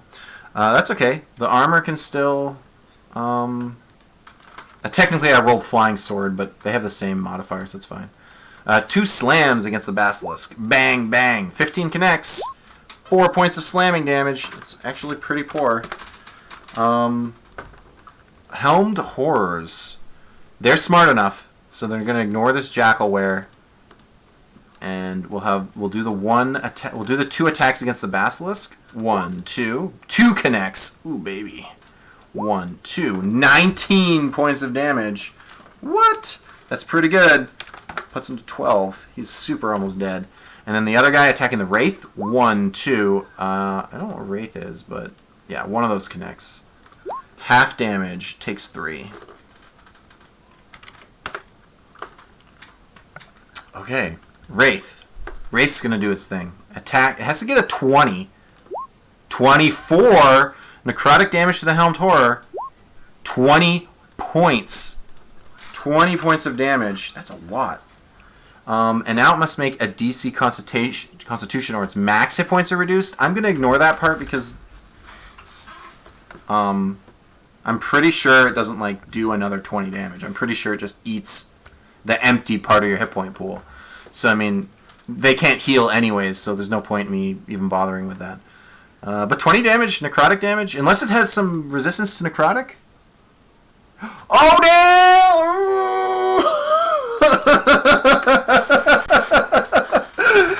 Helmed Horrors are completely immune to necrotic damage. Completely immune! Can't be hurt by the Wraith at all. The Wraith actually can't hurt them. So now we have to do an intelligence check on the Wraith to see if it figures it out. I'll give it a DC 10. It does. So the Wraith's going to change its mind and start going after a different target because it cannot hurt the Helmed Horrors. They're immune to necrotic damage. This is such a weird fight. I don't know how to handle this. Alright, Basilisk attacks the sword. It's not a very good monster right now. It's actually pretty lame. Misses. That's it for Basilisk. Jackal Wares. Jackal Wares. We got an attack scimitar on the sword at the top. Miss. Helmed Horror. Miss. Armor at the bottom. Connects. 3 points of damage. Oh boy. It's going to be a slog. Alright, swords. The swords figure it out? Let's see. Intelligence. No. Let's see if the armor figures it. I'll just skip it because it's the same click. The armor will now understand that they can't attack the Jackal Wares anymore, and we'll see some differences on their turn. One of the swords is attacking the Basilisk. Misses. Alright, so we get to the armor. To figure it out, he has to actually attack, so he's busy this turn, but then he'll be moving afterwards. And 2 slams on the Basilisk. 1, 2. One of those connects. 7 points. Basilisk down to 5. Wow! The fact that it's immune to a necrotic is massive. It's going to come down to meteors, my friends. You have like a immovable object meets a, unstoppable force. What happens? I don't know. I don't know how to do this. I didn't think this through when I made this homebrew. I just kind of went with it. All right, Helmed Horror. It knows. So one of them is attacking the Basilisk and one's attacking the Wraith. And then after the Basilisk is dead, they're just going to double team that Wraith. So we'll do the Basilisk first. 1 hits. Did it kill it? It did. Moves its butt up to the Wraith. So now we have 3 attacks on the Wraith. Double check the Wraith's hit points. Or AC, 13. 1, 2, 3. Those all connected. Slash, slash, slash. They're all halved. So 3, 2, and 4, or 9 points of damage. The Wraith's turn. Alright, the Wraith sees no point in doing this anymore. He's going to come down here and try to do this. But he gives an attack of opportunity to all 3 enemies. 2 Helmed Horrors. Whoop, whoop. One of them hits. Take 5. Oh, sorry, the Jackal Ware doesn't attack him. Just the Helmed Horrors. But he's going to move down there and attack that armor instead. Attack! Miss. No good. Alright, Jackal Wares. Trying to do their thing still. We're going to have 1 attack on the sword. 1 attack on the armor. Or the Helmed Horror. It connects. 1 attack on the armor at the bottom. It connects. 5 points on the armor at the bottom. I know I didn't explain that very well. And then we're going to go double back for the Helmed Horror for 6 points of damage. Which I think they're resistant. Yeah, they are. So it only takes 3 points of damage. Honestly, Helmed Horrors are insane. They're actually kind of crazy. I don't know how you deal with it. Flying Swords. They're still trying to figure it out, but... Yeah, so they're all 3 on this guy. Trying to figure it out. Come on, Swords. Trying to figure it out. No.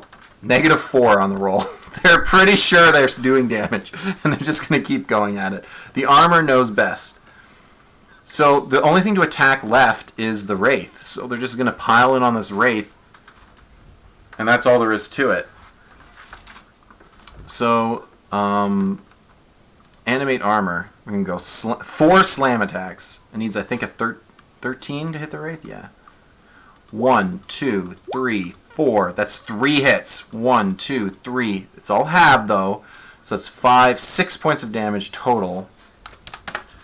I don't know. I'm pretty sure I can call this really soon. So the Helmed Horror is going to ignore this and just go all the way down here. One of them gets an attack from the Jackal Ware. I don't know how much this matters. It needs a 20. Okay. So they're just going to all pile in on this Wraith. 1, 2, 3, 4. 3 hits.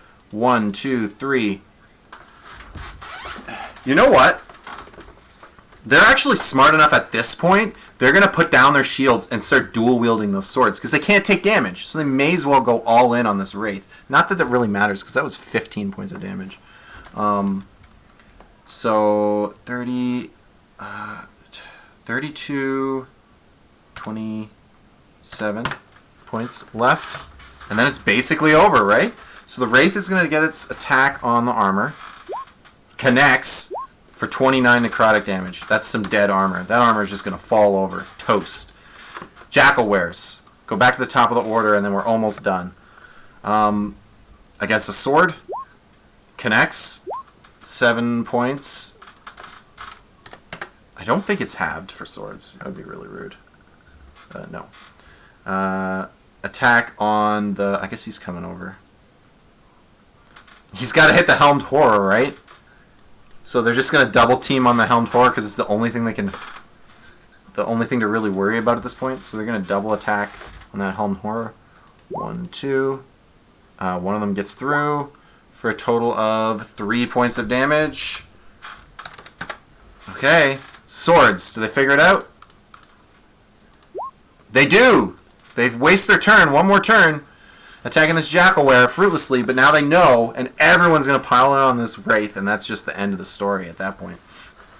Alright, we got an armor. Animated armor. 2 slams. 1 hit. 3 points of damage. 24. 2 Helmed Horrors. Yeah, they put down their shield, 2-hand their swords. They're going max damage. They don't care about their defense at all. 1, 2, 3, 4. That's 4 hits. 1 or 3 hits. This time, 2-handing it. A 4, a 2, and a 3. So 9 damage. It's so close to dead. Alright, Wraith. Wraith's going to hit that other piece of armor. Connects. 28 damage. Leaves it at 5 hit points as that armor is battered. Alright, Jackalwares.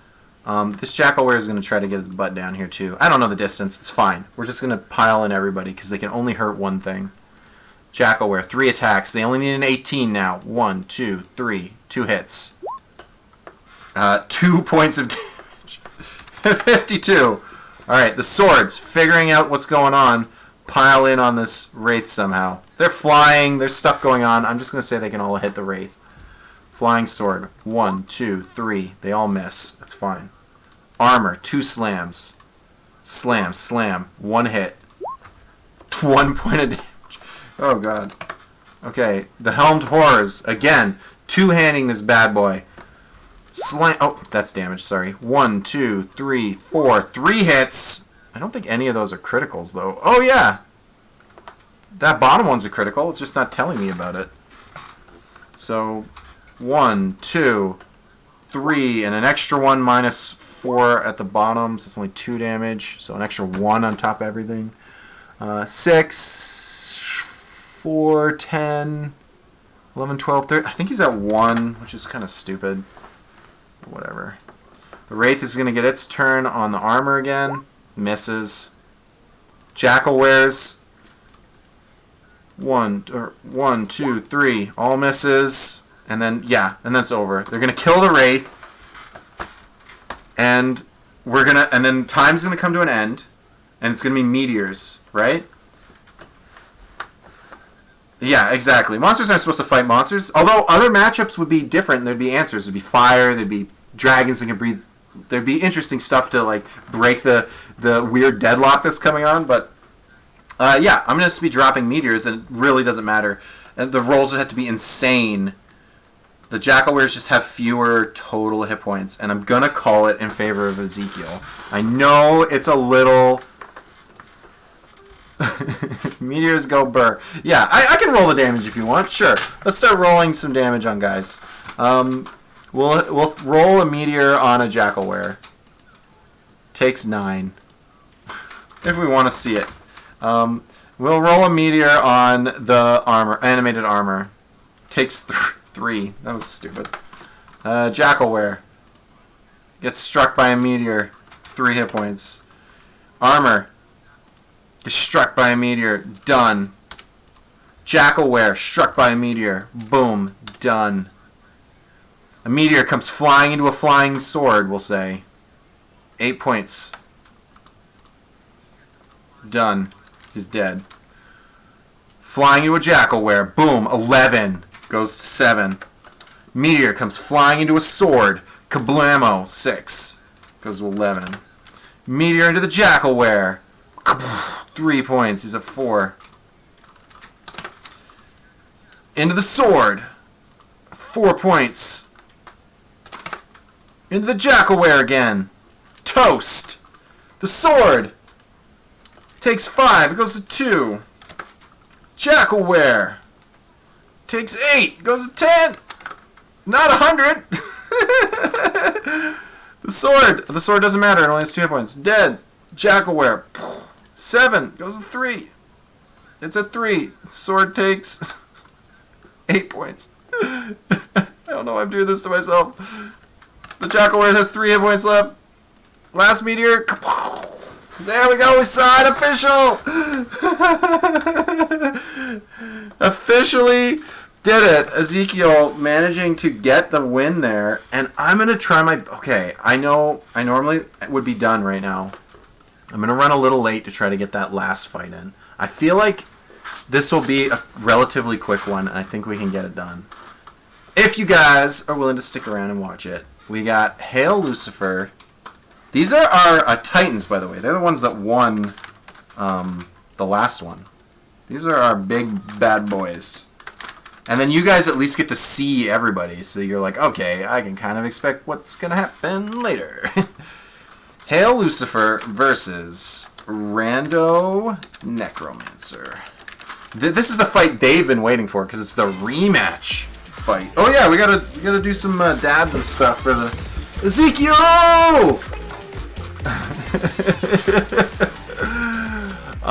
Okay. Yeah, the Wraith couldn't make specters. The Basilisk couldn't petrify people. The Wraith couldn't do damage to the Helmed Horrors, and the Jackalwares were immortal. It was a really stupid, like, no one got to play with their toys scenario. It was kind of lame in that sense. But, you know, you do what you do. So, Hail Lucifer. Hail Lucifer's command word is... Oh, I've been waiting to do this one. We gotta do it. This one is good stuff. I mean, you're going to be annoyed because there's a bunch of shadows again. And we've seen shadows a bunch already. But,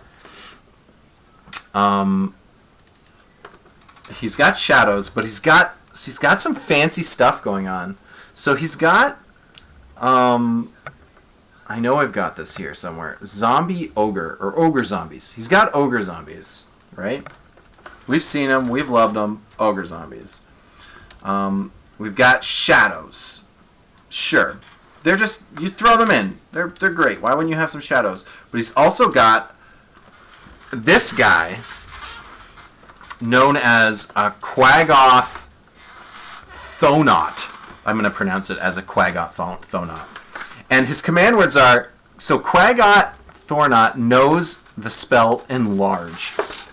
Enlarge, whatever it is. Enlarge, shrink, or whatever. But the thing is, he wants it to enlarge one of the zombies. And then purposefully hide so it doesn't lose concentration. And these zombies are already large. So they go from large to huge. They're going to be so big. It's going to be a ton of fun. I can't wait for this. So I hope you guys stick around and watch... what is this stupid thing called? A Quaggoth, not a Quogoth. Can't spell. Thonaut. And it has the spell Enlarge Reduce. Once a day. And that's the whole reason he's playing it. Is so that this stupid little medium creature thing with only 45 hit points can make one of these... How many does he have? I think he has 2. No, sorry, he has 4. I'm so excited for this. Isn't this super awesome? I love this. Okay. This is different. Okay, yes, he's got... Don't get me wrong. He's got the shadows. But he's also got 4 of these stupid things. With 85 hit points apiece. Wow. This is his army. It's just this massive bulk of dudes. And then we know there's 16 hit points on a shadow. We've seen the shadows a million times. We know them. We hate them. Shadows. They're bread and butter of every team. You gotta play some priests so you got radiant damage. Just take them out. Okay. So, let me get that ready. Shadow versus What's the other team? The other team is good too, I think. The other team is something exciting. Versus... Oh, right! Rando Necromancer was playing the Fear team. So it's actually a really interesting matchup because, yeah, these are going to be giant ogres. Oh, are they immune to Fear, though? No, they're not. So... We saw this before. It was Scarecrows plus Sea Hags. Oh, wow. And he's playing Shadows as well. It's kind of silly, but whatever. Shadow mirror match. So I think like 4 teams at least have Shadows, which is kind of a lot. Clearly, people love Shadows. I should just make it daytime and screw them over. It hurts them both equally. Well, mostly equally. So I think it'd be fun. He's got 4 Scarecrows. And 4, count them, 4 Sea Hags. Which actually means I think he's favored here. I think he's very favored. I don't know about you guys. Looking at just the way... I think he's very favored. I think that Fear combo is, like, gonna really work here. He's like, no, my giant dudes! And they're just gonna get insta killed. So I actually have 5 different enemies to worry about, which is kind of good. So his 4 of these, and they have 36 hit points, and the Sea Hags have a ton of hit points, 52. They're pretty beefy. Oh, 52, not 25. Come on. So, I don't know, if you're new and you haven't seen this before, the Scarecrows have like a ton of ways to add fear. They're called Scarecrows for a reason. They scare people. And the Sea Hags have a gaze that if they target something that is already afraid, they can drop it to 0 HP. They can instantly kill it with a certain save. So I'm going to pair them up because it's fun if they're like somehow like a duo. I love this. This is going to be sweet. This is going to be so cool. Okay. I got to check chat. Are you guys thinking this is sweet? Yeah, 1 massive ogre and then 3 supporting ogres. Yeah. Yeah, the shadows have been kind of weighing us down. We'll see. There's a good chance that I will consider banning them unless I see that there's a really obvious way to counter them. But they have been overwhelmingly good. But to be fair, the last very overpowered thing with the Will-O-Wisps, and their counter is the shadow. So I feel like people purposefully, like, not everyone, because some people hadn't played it before, but I mean, yeah, everyone, it's because you have like 100 points left over, and you're like, what do I want? I don't know, I'll throw a couple shadows in, why not? It seems good. Okay, so, we're gonna have to, okay, so we got why did I do it that way? This is stupid. I've got the better way of doing this. Zombie Ogres. Initiative. Boom. 15. Woo! That's pretty good, actually. Initiative. 20! I think we're gonna see some, I don't know how I'm gonna do this. How am I gonna remember that the blue shadows are the low ones? I don't know. I don't know. I guess I can hover over it to remember. And the Sea Hag. I think that the fear combo is too big. It completely kills the giant the giant ogre. But we're gonna try. So I think I wrote a little story about this. Oh right, no I didn't. So there is a story about it, but it's not that exciting. So what happens is this is our first actual Colosseum fight. Like this is done in an authentic like Roman Colosseum. And there's people all around cheering them on. Yeah, and there's sand on the ground, and you know that sand's going to be drinking blood soon. And they wheel in these monsters, and they're all like chained and dragged in. And then as they're all like put into position, kobolds come out to like let them out. They're like, oh, they come out. And as soon as they like unchain them, the enemies just like immediately eat and kill the kobolds. Like if you can picture like a shadow just like touches one and drains its life, and then there's one like freeing the sea hag, and she just turns and goes ah, and like immediately breaks its neck. And then there's like 3 or 4 like unlocking one of the zombie ogres, and it just turns and goes and splatters. There's just dead kobold meat everywhere as this fight is about to begin. So let's start it off. Obviously, the Quaggoth is just gonna do the thing. He's just gonna do the thing. He's gonna immediately get concentration and enlarge this ogre. He's just a big old fat boy now. That was the plan. We did it, guys. Yeah, it's vampire sand. It's like quicksand, but it's more like Tuber Tugger, who's not a vampire. Hashtag I am not a vampire. Shadows. Red shadows. I don't think they got enough room, but I did actually... I'm going to declare it as sunlight. They're in sunlight right now. It is a show. It's a coliseum. It would be at daytime. So, the shadows actually have disadvantage on their attack rolls. All of them, which is, kind of balanced. They're all just going to suck this game. But it's okay. I don't need this open anymore. Yeah, we're good. I have so few tabs open now. I can manage this. So they have 40 feet of movement. Yeah, they can get in there. One of them can. One of them can get in. So one's going to get in and fight a scarecrow. 2 of them are just going to move up. But leave a bit of space, because those zombie guys, they need to get in there. Alright, so that one shadow with disadvantage attacking a scarecrow. A 13. I believe that connects. Necrotic damage. No, has no resistance. Gonna just take full on damage. 8 points. Drain for 3. So we got 28. And the strength of the scarecrow is normally 11. So it goes to 8 strength remaining. It does not use its strength. It uses its dexterity, so we can kind of ignore the modifier effect. Not that it matters, because it's just going to try to scare people. Looks like the red team gets all of his guys high initiative, so the ogres are going to get their turn now. I think they have... They only have the 30 feet of movement. This is going to be tough. How do I do this without... The big one's going to move in. This guy's going to go here. This guy's only going to like get over there, and I'm going to say this guy can get around. Alright.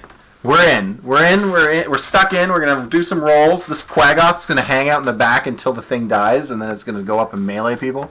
Let's do this. So, we'll do the... Jeez. So they all get only 1 attack, so we're going to get... we're going to do the smaller ogre zombies. So the top one and the bottom one. Top one, bottom one.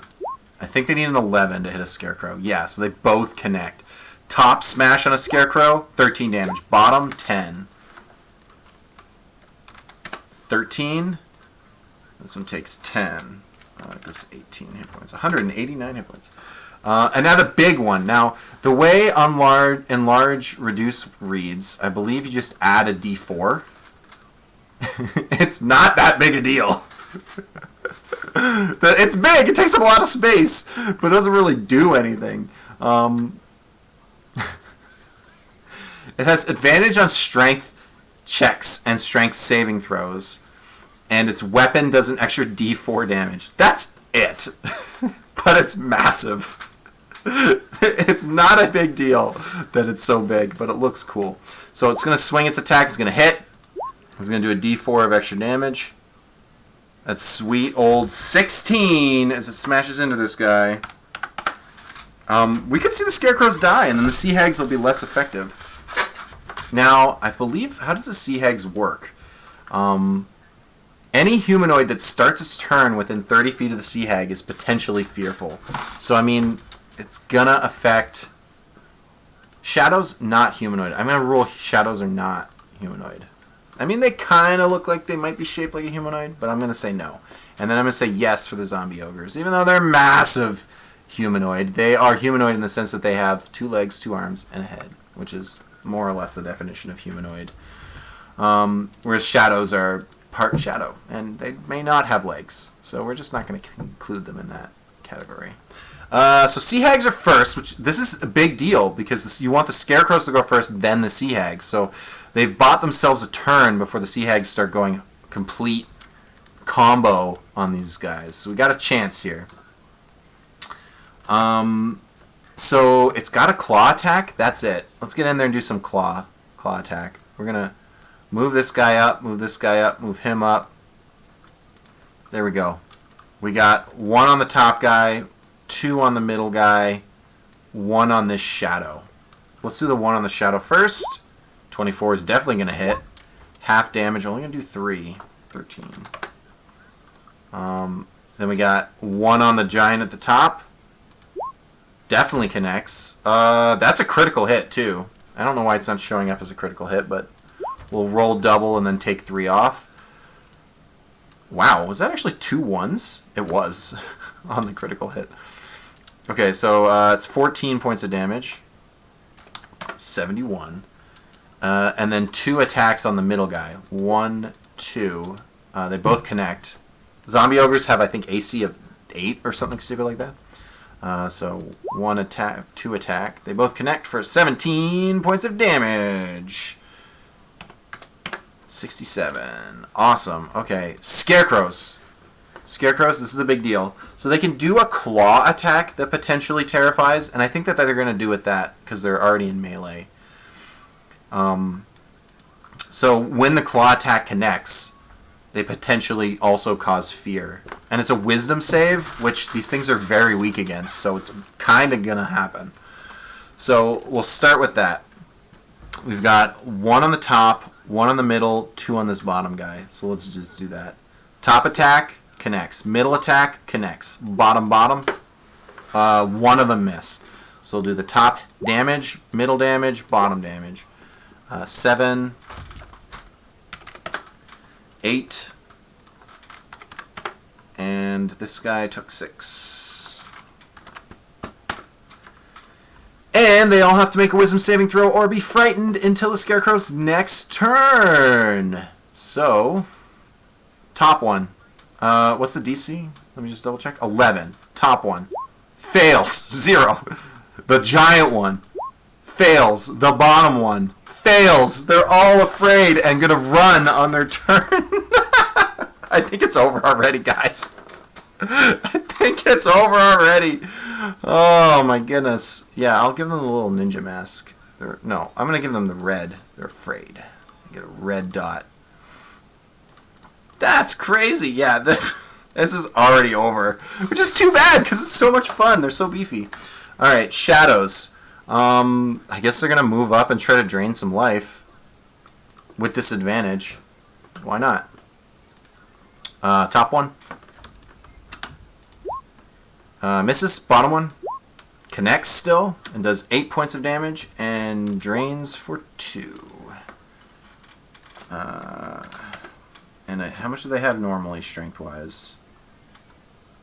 19. Which it does technically affect their modifier, but I don't think it's going to matter. The Quaggoth is going to kind of move so that it could potentially do something when all of its dudes die. The shadows. We're going to have shadow on shadow action. Never before seen. It's kind of... Oh man, it's rated R. We'll double up on this Sea Hag. Let's try to get a Sea Hag down. 1, 2. 10 and 8. Nope. Shadow on the bottom. Fails. They're also immune to necrotic damage, so they actually can't hurt each other. They can reduce each other's strength, but they can't do damage to each other, which is kind of silly.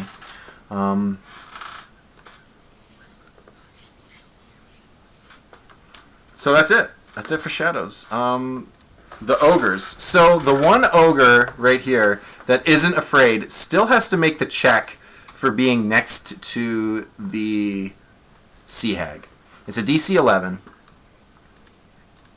I could technically say it has to do it for each Sea Hag. I'm just going to do it once. It fails. It fails. All 4 of them are afraid. They're all scared. The Sea Hag fear also lasts like a minute instead of the 1 turn. Just kind of stupid. So they're all immediately going to book it. As soon as they do, As soon as they do, opportunity attacks abound. Like, it's crazy. I can't even keep track of it. I'm gonna do... Oh, geez. This guy has 2 hits on him. Sure. 1, 2. He takes 8. He takes 8. 63. I'm gonna miss some. Don't worry about it. It's fine. It won't matter. We're gonna do one of these.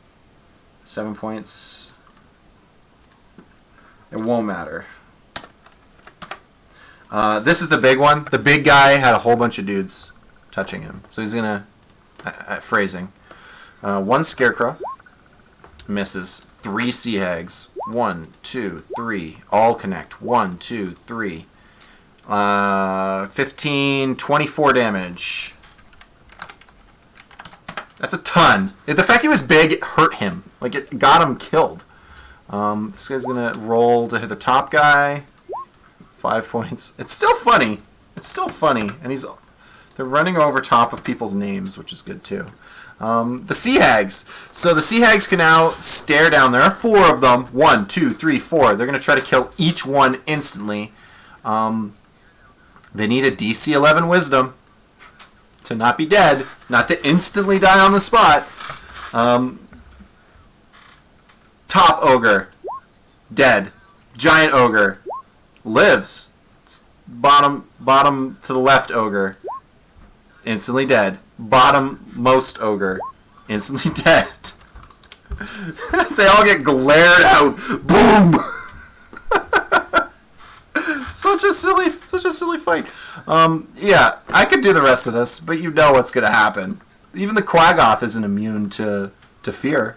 He's gonna get afraid.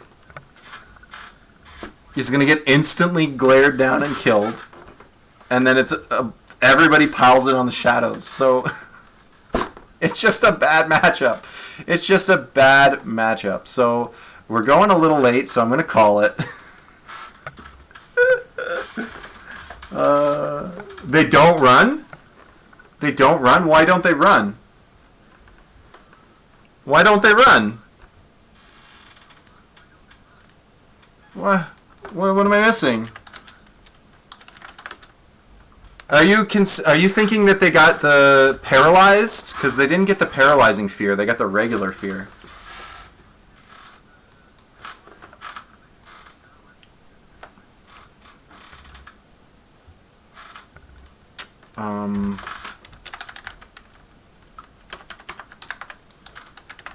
Is it just like I'm over assuming things about fear? It is. That's what it is. I'm being stupid. You're right. If it's just regular fear, they won't move closer, but it doesn't waste their turn and make them run away. You're right. You're right. You're right. I misplayed it. You're right. It's not super fear.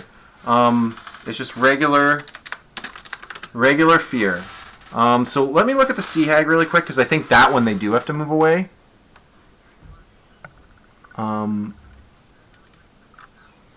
A creature can repeat the saving throw at the end of each of its... No, you're right. I don't know why I thought that they had to run away. They just would have a disadvantage on some of their swings. So sure, I mean, I'm going to call it anyways, but because I just watched 3 of them die. But you're right, they would have got swings. So I'll give them each a swing. We're going to have 1 on the Scarecrow at the top. 21 to hit's pretty good. 11 points of damage.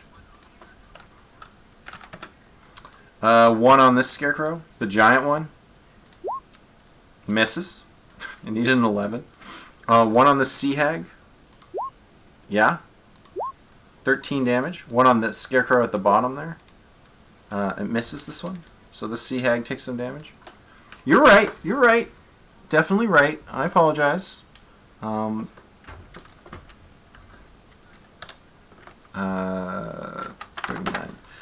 But I don't think it matters. I think we can see the outcome of this fight. Losing entire... The fact that they have no wisdom is the big deal. Yeah, they should have been attacking. Yeah, so I did their attacks. You're right. Yeah, you're right. You're right. I was getting confused. They could kill the crows and beat the... no. They tried. They did their round of combat, which is right, and then I could give them their hit points back, but it won't matter because we still watched 3 of them instantly die, and that will still happen. And I think at this point you can kind of just figure it out.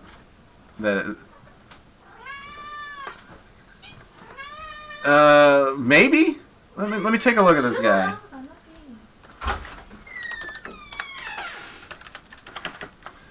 Maybe? I mean, I'll be honest, I'm just trying to get through it, but... And watching more than 50% of your team get annihilated in a single hit. I'm almost done. Is kind of game-ending. He has a +1 to his wisdom. He can cast...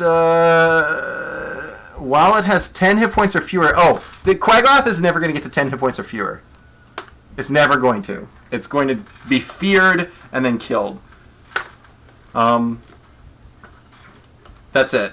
And now that they're outnumbered, which is the scary part, the scarecrows can do their glare, which not only does fear, but paralyzes you. And you just die. You're just stuck. You can't do anything. Now that they're outnumbered, very easy to paralyze their entire party and then slowly gaze them down. It's actually really dumb. What? Fear outbreak? Right? Tons of people is just slower, to be honest. 3 giant big CR creatures?